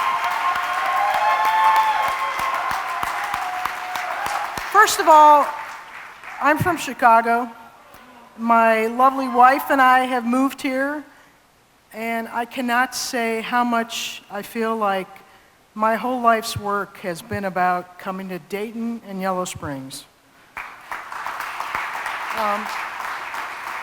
I've lived my life openly as a lesbian, as an Italian American, as a chef, as a motorcyclist, a tattooed dyke, and there's something amazing about this town. There's something amazing about the passion that we all feel for Dayton, that we all feel for community. This has been a trying year for everyone. Hearing Wendy talk, I mean, this is like just, I can't even describe the impact this has had on our young staff. But living my life openly as a lesbian has really empowered me to just be okay about this, to live with integrity. And I am so grateful that I will spend the rest of my life with Ann, with Wiley, with Christine, with all of us in this town. This town is our home. This town is where we want to embrace food, culture, strength, just embracing everything that is good in life. And I'm so grateful for this. I'm so grateful for this group, this community that we've made, and thank you. Thank you for everything. I have to admit that I'm very grateful that I've unapologetically lived as a dyke. I've been out since early in my life, since knowing that I was a lesbian and I was really young, and I feel like I've lived my whole life pretty transparently about that. Luckily, my business partner, Elizabeth Wiley, she is just the same way, living her life full of integrity and authentically as a strong, Midwest-born lesbian. And I'm so proud of that, and so proud that we've built these two incredible restaurants, never hiding who we are, being proud of it, it never really being the major thing in our life, it always being just a part of us. I have to admit, I want to be remembered as someone who was eternally optimistic, positive about things in the world, supportive, showing gratitude for the goodness that has come my way and I've been blessed to be part of. But most importantly, as a genuine person who could be relied on and trusted and really looked out for the best in people, wanted to bring the best out in the people around her, being a good person, being a great mom, being a great wife, being a great business partner, being a great boss, being a great team player. That's the most important thing to me.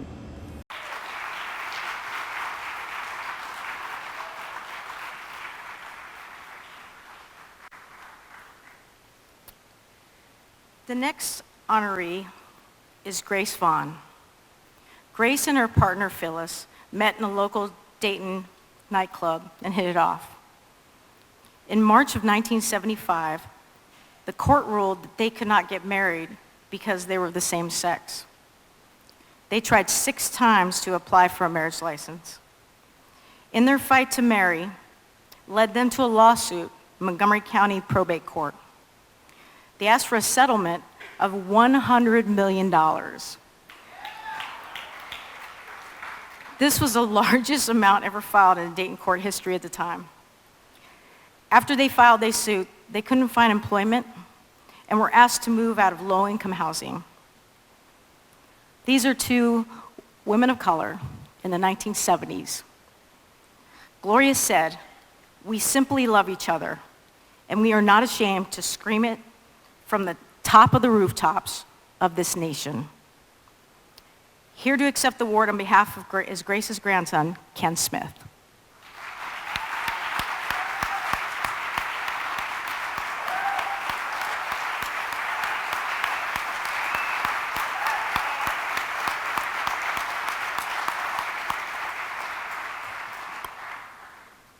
thank you on behalf of my grandmother.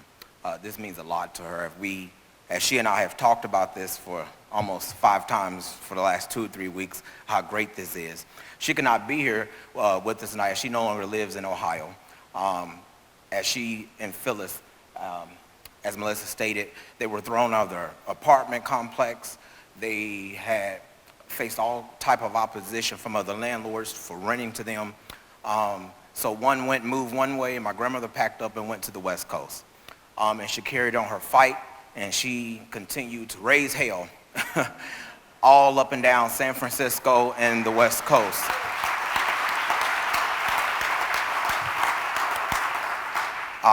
She left there and she moved back here briefly because she had a sister that got sick, and then she moved to Kansas City and raised some hell there, and now she's in Colorado and she doesn't have to raise too much hell there, which is great because next week she'll be 75. But she's very strong, and most importantly, wherever she's went, she has a heart to help anyone and everyone. She feeds the homeless. She'll give the shirt off your back. My grandmother, I love her. She is a very, very loving, giving, and caring person, and she'll stand up and fight for herself or anyone else who's done wrong if it's in her ability. So my coming out was the easiest thing I ever did in the world because no one wanted to deal with grandma.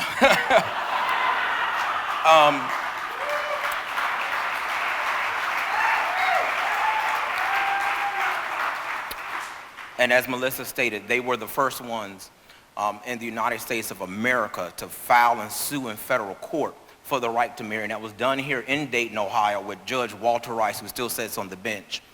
And Jerry and I, we've talked about that. We tried to get those documentations several years ago. Now, this is a federal court case. They can only find 4 pieces of paper concerning that case. So I don't know if it's magic or something, but they all disappeared. But we have come a long way. And just imagine how far we will go. I asked her to marry me. And she said, well, let's go get a license. She talks like that if you ever talk to her. And, you know, even though I couldn't go to the other one's funeral because I wasn't married to her, when she said, let's go get a license, I said, whoa, come on, let's go. Mm-hmm. And when we went down there, they act like we were people from outer space. You know, they jumped back, they ran and got the supervisor, and, you know, they wouldn't give us a license. He just said it's against the law for 2 people of the same sex to get married. And they weren't going to issue us a license.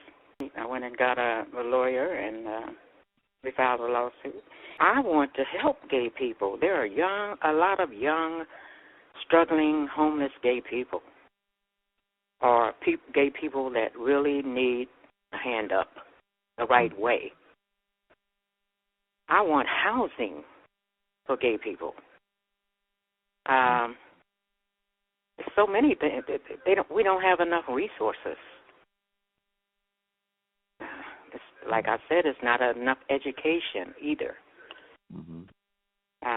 The majority of the rich people, I understand, they do charities. I believe in individual help. I get the money right, I'm going to help people individually, not through a charity. First of all, love yourself.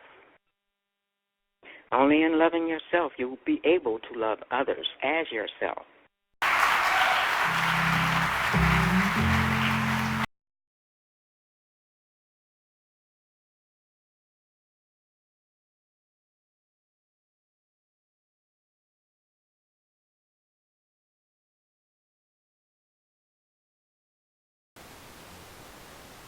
So now we're going to honor the transgender activism category in Devin Engage.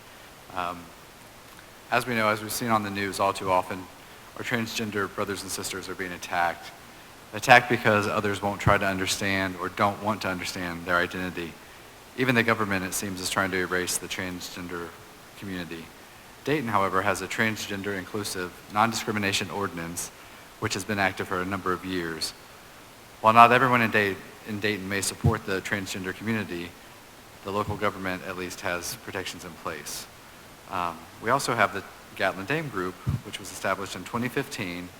The group strives to raise awareness, provide education, and is an outlet for transgender, non-conforming gender identity persons and their allies.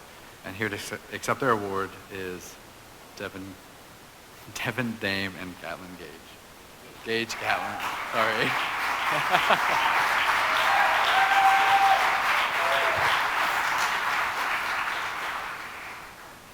Well, thank you. For us to be here among some of these recipients of these awards is pretty amazing to us. And of course, we couldn't be here, and of course, the Gatlin Dame Group couldn't be what what they are and what it is without some of our board members and some of the members. And of course, we started this group about 5 years ago, and I tell you what, I don't think that we ever thought that it would be what it is today and as it evolved and what it has become, to be quite honest with you. And some of the people are here that we've actually been able to see in their journey. I looked a lot different 5 years ago than what I do now, and so I've been on a journey myself, and to be quite honest with you, I don't know what to say. There's a lot, you guys let all the lesbians go right before us. I don't understand. They all had speeches and all that, except for Wendy. She's been on the line, but I have a sense of humor. I'm really sorry, babe.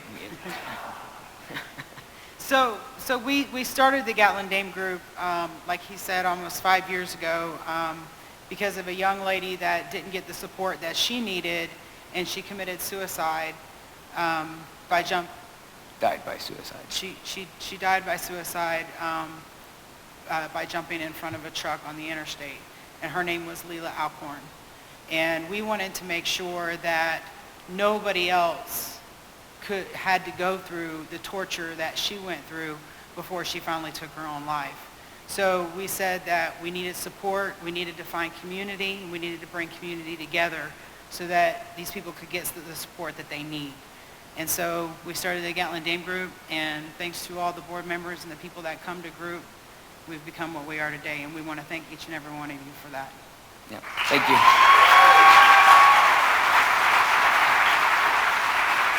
Make a stronger community, and that's all we want. We just want to make sure that these people can have a support with each other and within each other, that they have friends that they can go to, and that we were here. That we were here, and that we've done the best that we could, and that we have created something that people can come and gather and learn and share and be able to have a safe space, because that's what it's all about. At the end of the day, all we have is each other, and that we are stronger together.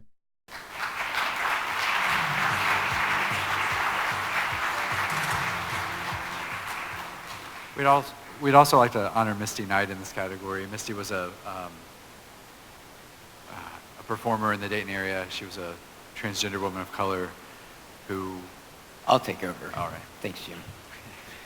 So, Misty Knight was definitely a trailblazer in of herself.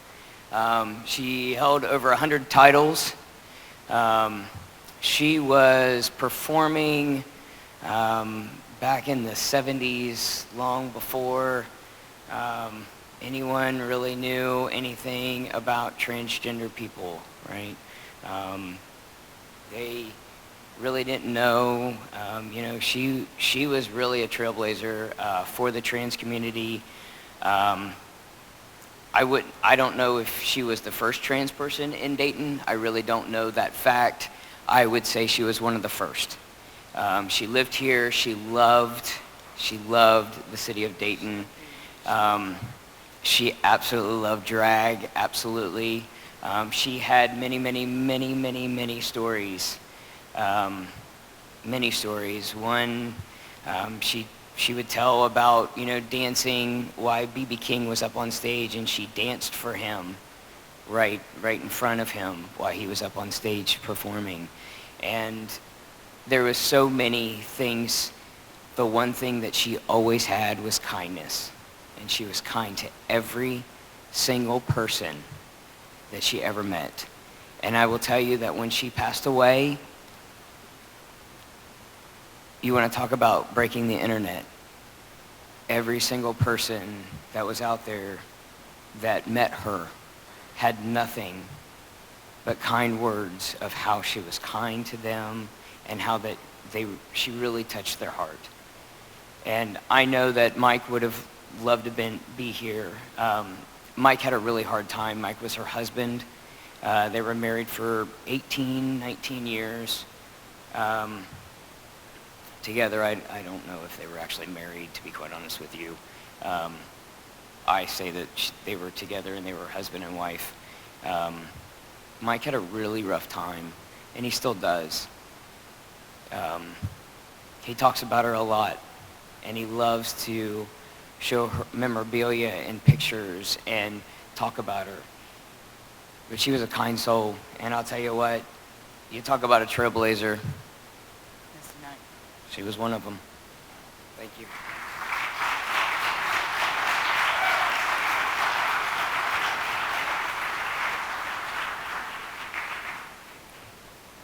All right, for the next category, we're going to honor the gay men activists. So if you guys want to go over to the stage left. And, so this year we celebrated the 50th anniversary of the Stonewall riots. The Stonewall could have been any bar in any town in the United States, including Dayton. Bars in Dayton were raided all the time. Patrons were assaulted for no other reason than that they were in a gay bar. And people all over the country, including in Dayton, were starting to fight for their rights, as we've seen earlier. But these people also were part of that fight. Leon Bay helped establish the first gay center in Dayton. In 1976, he and his ex-partner David Wright revived the Dayton Lesbian and Gay Center and saved it from going under. Leon and David wrote the bylaws that still exist today for the Greater Dayton LGBT Center. Leon also initiated the committee that organized Dayton's first Pride celebration in 1987. Howard Getz founded the Dayton Area AIDS Task Force, which was an early support group for doctors and others who died of the disease. He was active with Ohio AIDS Coalition and was a co-founder and chairman of the Dayton Gay Center when it started. He also helped to incorporate the Dayton Lesbian and Gay Center, and in the 1980s, he was employed as a gay consultant. Jim McCarthy, who is with us tonight, served as the executive director of Serenity. He also served as the editor of Rightfully Proud, an early LGBT publication, as well as worked with the AIDS Foundation Dayton and served as the executive director of Miami Valley Fair Housing. We have Fred Pullen. He is the mastermind behind the Dayton Gay Men's Chorus, and he was also an active member in the community theater. And we have Reverend Dr. Mike Castle. He is currently the pastor at Harmony Creek Church in Kettering, where he and his congregation welcome all people. Mike was once fired from a Baptist church after they found out he was gay, but he persevered and found a new home. And he's been fighting for equality for over 20 years.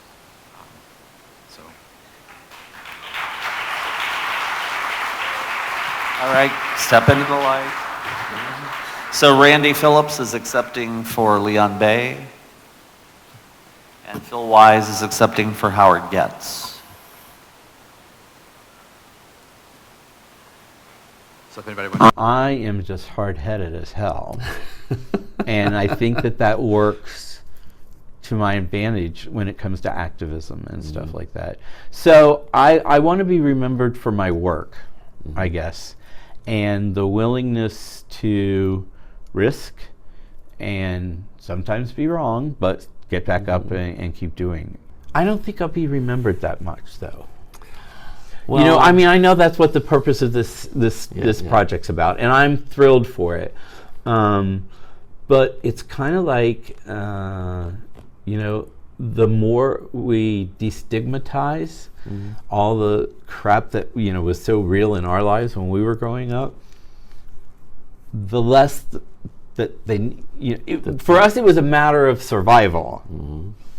And it's not as much as a survival now. So this But will all make thanks to great, this will make, yes, but this will make great movie making or book writing or, you know, StoryCorps or whatever for those people who want to listen to it. But the biggest thing that I think is we have made it. Like, no one will ever be as lost or lonely or feel as disconnected. And so who can be upset about that? You go to Washington, D.C., to their Pride, and it's corporate sponsorship everywhere. And like Lockheed Martin is there. And it's like, wait a minute. And so for me, like the Bleeding Heart Liberal, I'm like, what the fuck are the bomb building people doing here at Pride? You know, I don't want the corporate sponsorship from the people who build bombs. But it, you know, they are all feel the need to have a presence. And so while part of me is doing this visceral, like, no, this is wrong, they should not be here, there's another part that's like, but they want to be here. I mean, think about the power of that we switch that whole narrative that the military infrastructure, the people who like military-industrial complex. Yeah, it's a or complex. people that They're are part sending of the system that have been oppressive. Yes, anyways. but they're sending recruiting booths, and they've got a presence, and they're passing out water bottles, and they're, you know, it's really something.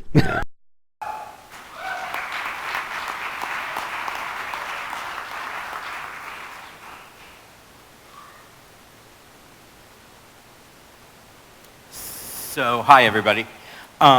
Jerry did me a good favor of getting these slides inserted. So I have to tell you a quick story. About 2 weeks ago, I was in Baltimore for a work conference with the Fair Housing Center, and there's a woman who's a longtime colleague.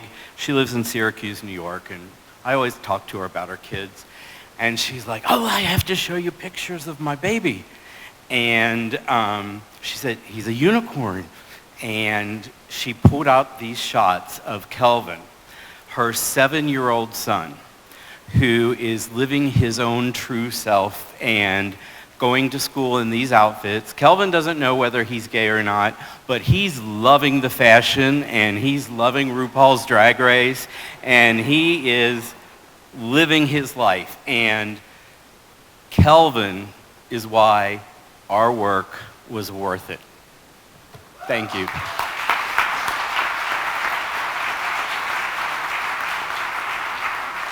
The stories of what the chorus has meant for people coming out, for people. We always we have a little circle before every concert, and we talk about, you know, who's in the audience that's special for you tonight, and the stories we get where it's like, this is the first time my mom and dad have seen me be in a gay group, or me being gay out in the public, or this is how I came out. You know, they join the chorus and then they come out to their family.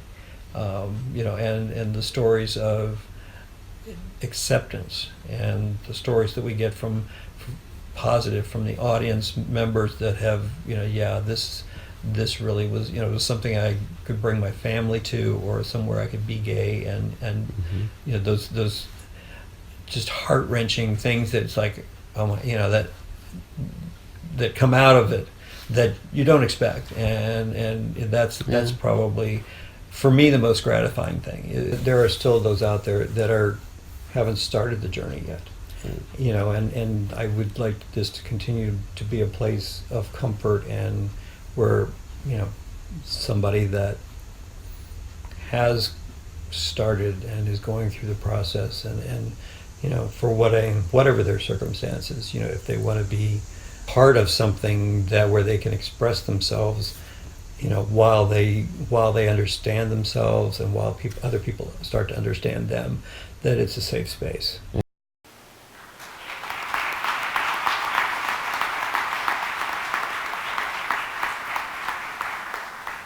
thank you for this honor. Those of you who know me, I'm not a soloist. It's all about the chorus, it's all about the group, and it's all about this great group of men for the last 17 years that have put together their voices, their hard work, put their souls. What I said on the tape is true, some of their stories and their own personal journeys. But it's so heartwarming to have been a part of an organization that lives by its mission, that we not only sing, but we have a gay affirming presence in the greater Miami Valley. And that's what we try to do every year with every concert and every time we perform in public. So I really have to thank them, and then I also have to thank all of you that, quite honestly, we wouldn't be where we are if this community, both straight and gay, had not supported us in our mission and with our concerts and with the guys that are in the chorus. So thank you all very much.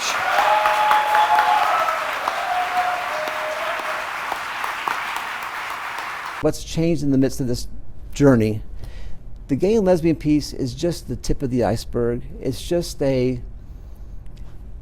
not minor, but it's just a symptom of a bad theological system. So I think my journey, personally, as a pastor, even our church's journey that started at Cross Creek, has been that it used to be so gay folk, everything was about gay rights. But what's now motivating us, there's a whole progressive Christianity, a way of being Christian in the world that puts us in touch with a global reality. And it's so much more exciting to be a part of a progressive, theologically, intellectually sane Christianity. That's what so I really challenge our people now, especially gay and lesbian people, and some of that come from the evangelical churches have a very hard time with this. Deal with the oppression. Deal with the theology that oppressed you in the first place. Dig under that, because that's just the tip of the iceberg. Underneath that was a whole theological system that abused you and oppressed you. Figure out what that means. And that's the more exciting part of the journey now. A line that I came across that most meaningful is, it said that if your maps of the world don't trust the terrain, trust the terrain. And so I think that's at the heart of a theological system, is we deal with what is in front of us. God is not separate from the what is of life. God's in the midst of it. So don't pay attention to your wife. If you're gay, pay attention to that.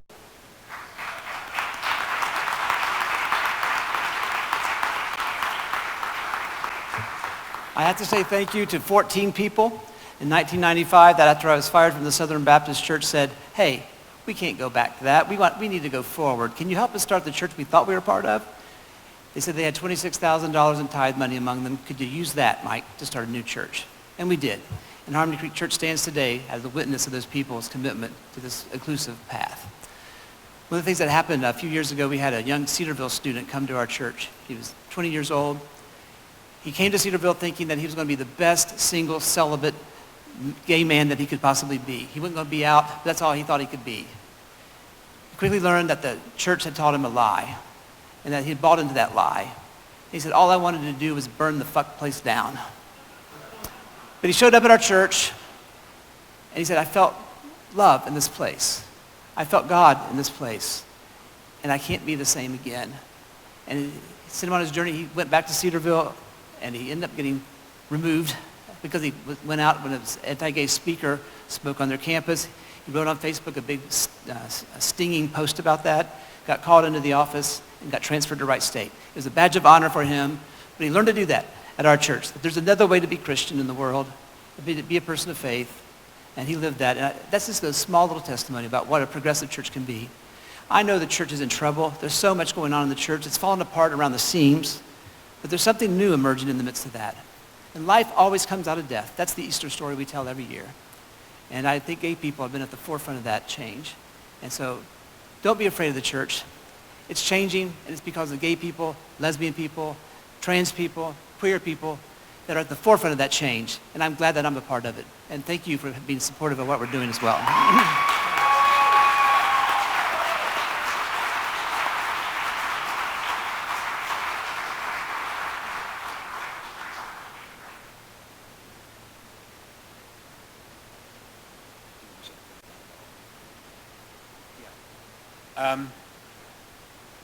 Many years ago, I had the distinct pleasure of introducing Howard at another event.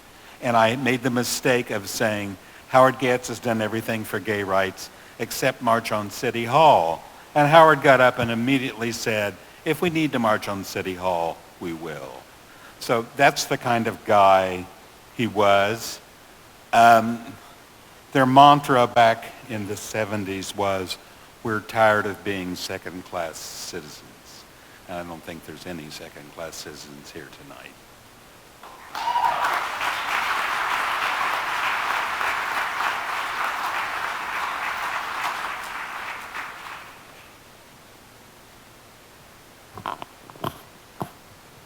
I'm pretty sure that you all didn't think I was going to be here all night and not talk.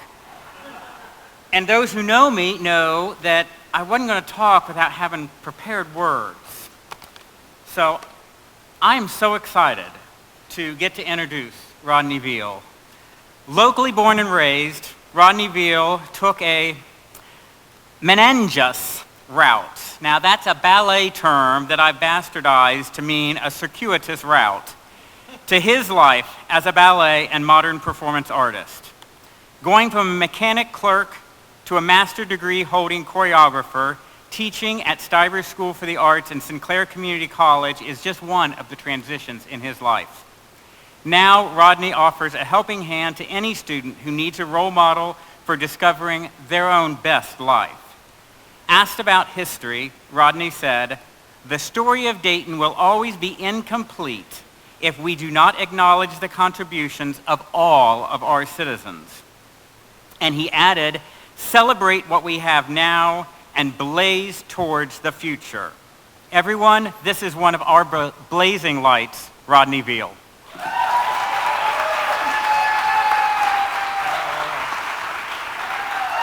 Hello, hi. I'm usually not, I'm so unprepared without a teleprompter. Think TV is so gracious to always guide my words.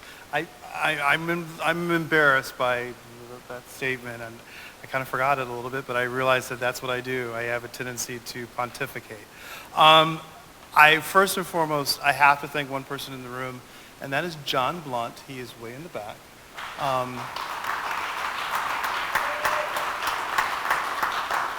I'm grateful and lucky to be able to go through this journey and these transformations with someone I care about deeply and love. So there's that. It's always a good thing, having love around. And also, too, I'm a native Daytonian. And I've always believed that through hard work, which is all I know how to do, because, and John can attest to that, get off all of the 5 nonprofit boards that you serve on, that work is important. And our work this evening is to go forth from this evening and realize that all these amazing people that we stand on the shoulders of allow us to go forward as activists. And activist means to make social change, to work towards a better society. And that means it's work. That means you gotta roll up your sleeves, you gotta kick off those Louis Vuittons and put on some work boots, and get out there and make Dayton a better place. I'm grateful and honored to work at Sinclair Community College, which allows me to be me, which is really fantastic. And also Think TV. Think TV allows me to come into the televisions in Dayton and Cincinnati and share art and culture. And I think also, too, one of the things we also need to do is support the arts, because that was our first refuge as LGBTQ people. The arts have always been a safe haven. It gave us our voices. It allowed us the freedom to experiment. It has shaped the course of this history. There would be no Broadway without us. There'd be no ballet without us, okay? There would not even be television and movies without us. I mean, there would not be fashion without us, right? So therefore, our value is extremely high. So that gives us the wind behind our backs to go out and do amazing things and change and transform. We're lucky to live in a city that will allow us to do that. Not a lot of places will. And so we've got to honor and cherish Dayton. We've got to also strengthen and support Dayton. And how we do that? I can't be the only LGBTQ representative on nonprofit boards. You need to go out there and put your name in candidacy. You need to go in your offices and say, I want these things to change, because we provide a value. And that's how we're going to lay a foundation for the next generation. Because there are a lot of young people who look to us. Our visibility matters. And so we can shape a new generation of young people who don't have to go through the struggle. They can go through a different set of struggles. So I encourage you all to do that. And thank you for this award. I graciously and humbly accept it. Thank you. Would you stand up to sing?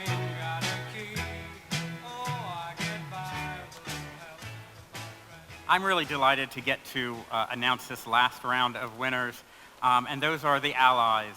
If they would like to, the ones being recognized, if they'd like to come up to the stair steps, that'd be great. The first ally that we're recognizing is Jan Couchman.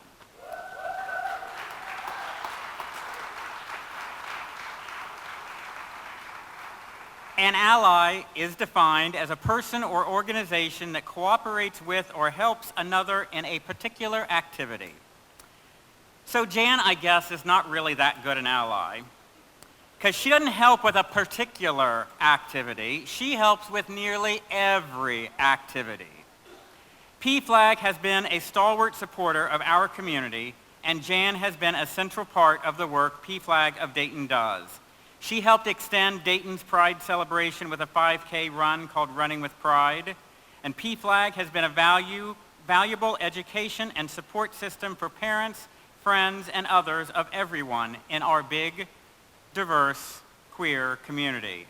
I'm honored to present my friend, my role model, Jan Couchman. I walked into my first PFLAG meeting, I would say in like 89, 90, somewhere along there, and there were only 8 members, and they were all parents. And it was one of those deals where I felt like I had come home. I wasn't out to my family, wasn't out to my friends at the time. And when I walked in there, I was accepted, for who I was. And during the time that I've gone to PFLAG meetings, I went to Antioch McGregor to get my BA degree. And in the middle of the campus over there, there's a monument dedicated to Horace Mann. And the quote on that says, "Be ashamed to die before you won some victory for humanity." And that's always been something that I've tried to base my life on. I felt like when I went to the first PFLAG meeting, they accepted me and they became a family for me, so I've always felt like I had to give back to the community. They were there when I needed them, when I came out. And so, during the course of that, I've been support chair, I've been scholarship chair, I've been programs, about every position in the PFLAG, I've held that, and it's just something that I felt like I needed to do, and I need to keep giving back to the community.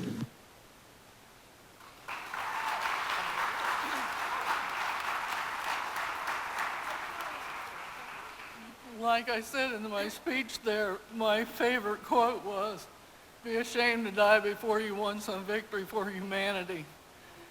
And I think that is going to be the legacy of every person that's in this room. We have won victories for humanity, and we'll keep on winning more victories until there's no need for a PFLAG anymore. We hope that day comes sometime soon. Thank you.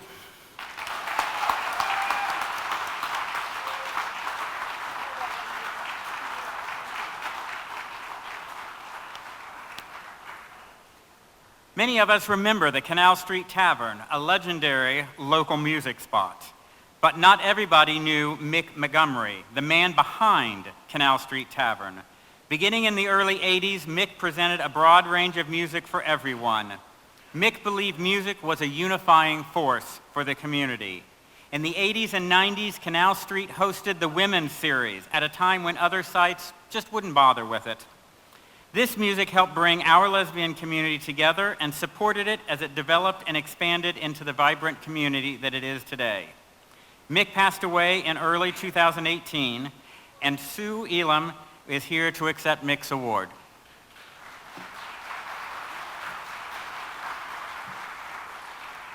The sound man tonight was a friend of Mick Montgomery's, and there's several other people here tonight that was friends of Mick Montgomery's.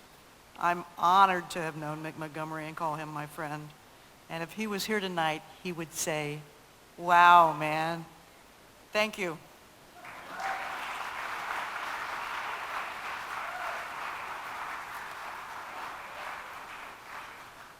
Dr. Heather Stewart leads Dayton Children's Hospital's Adolescent Young Adult Medicine Department.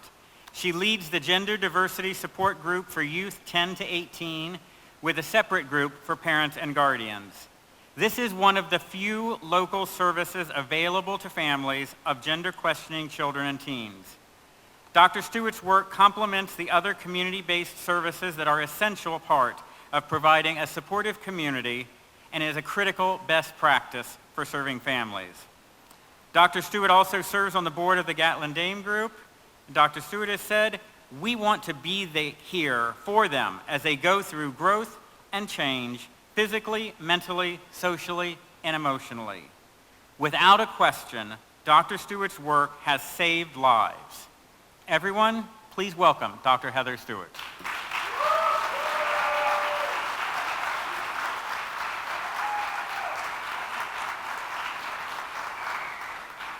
So I'll channel Lola, if anyone knows Kinky Boots, and I like to be looked at and you like to look. And I've looked at a lot of foreheads tonight down there where I'm sitting. I wrote this down because when I get nervous, I have a tendency to start rambling. But I want to thank the committee members and everyone in the community for this honor. I would like to thank my partner Chris and our kids Kira and Isabella for all their love, their support that they have provided me as we have traveled this world in my profession, in pursuit of what I do and I love. You mentioned our support group. While I've been here tonight, our support group served 12 guardians and parents and 14 youth. And when I first came to Dayton Children's and said, I would love to leave the Air Force and come here and provide this service I've been doing for the military, for the Dayton community, and I got told, we were told there's not really a need. I love to put those numbers and those hours of contact that we have out for them, and I love that I am getting the support that I need at Dayton Children's and that the community needs, because they didn't realize there was such a need in this community, and now their eyes are open and they see it.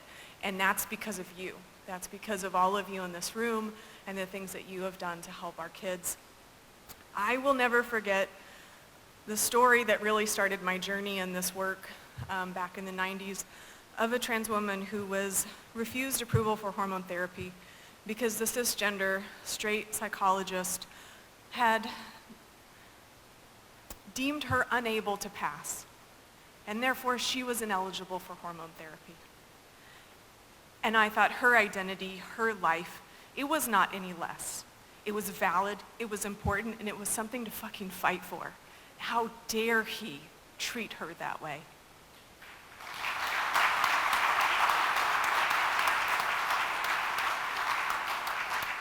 My ultimate goal and why I do the work that I do is I want to see a world where our transgender, non-binary, lesbian, gay, bisexual, pansexual, asexual, and queer kids know that they are irreplaceable and they're valued in this life.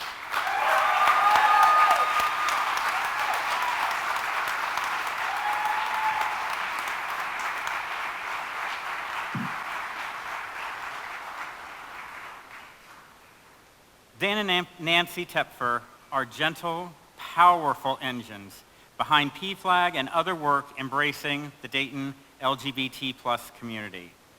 They serve as teachers and motivators to many in our community.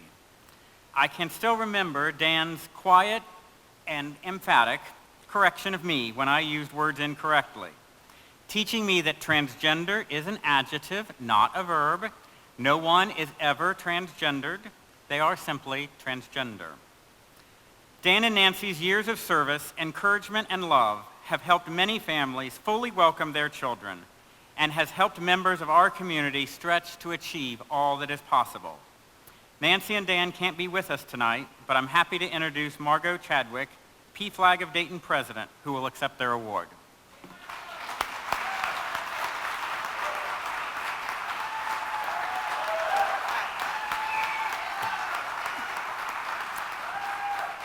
Hi. On behalf of Dan and Nancy, thank you so much for the award. And in their true spirit, they're on their way to the PFLAG convention in Kansas City, so couldn't be with us tonight. But they were my first friends at PFLAG and 12 or 13 years ago, and they sucked me in and I can't get out. But thank you so much. I think this has been a tremendous evening, and I appreciate all the effort and recognition and hard work that went into this. Thank you.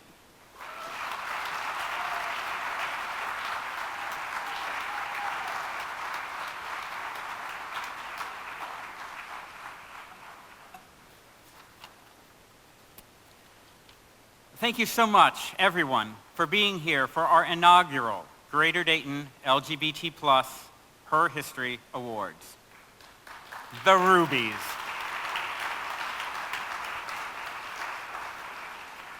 Homo sapiens, our species, arrived about 200,000 years ago.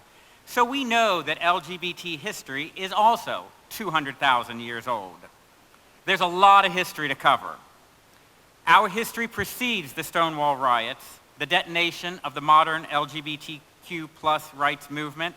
Tonight, we've only scratched the surface of Dayton's history. Future years will bring more chances to highlight more people, places, and events of our shared history.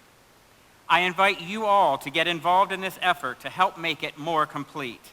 If you have memorabilia related to Dayton's LGBT+ history, consider contributing it to our archives. Each one of you has a story to tell that's important and unique, and we would love to have that story in our oral history. Researching, choosing, and coordinating award recipients is an Amazonian task, and there's a place for any and all of you in preparing for next year's program. Before we end, I'd like to thank our sponsors one more time: Dayton Metro Library, Greater Dayton LGBT Center, PFLAG Dayton, Public Health Dayton and Montgomery County LGBTQ Health Initiatives, Rainbow Elder Care of Greater Dayton.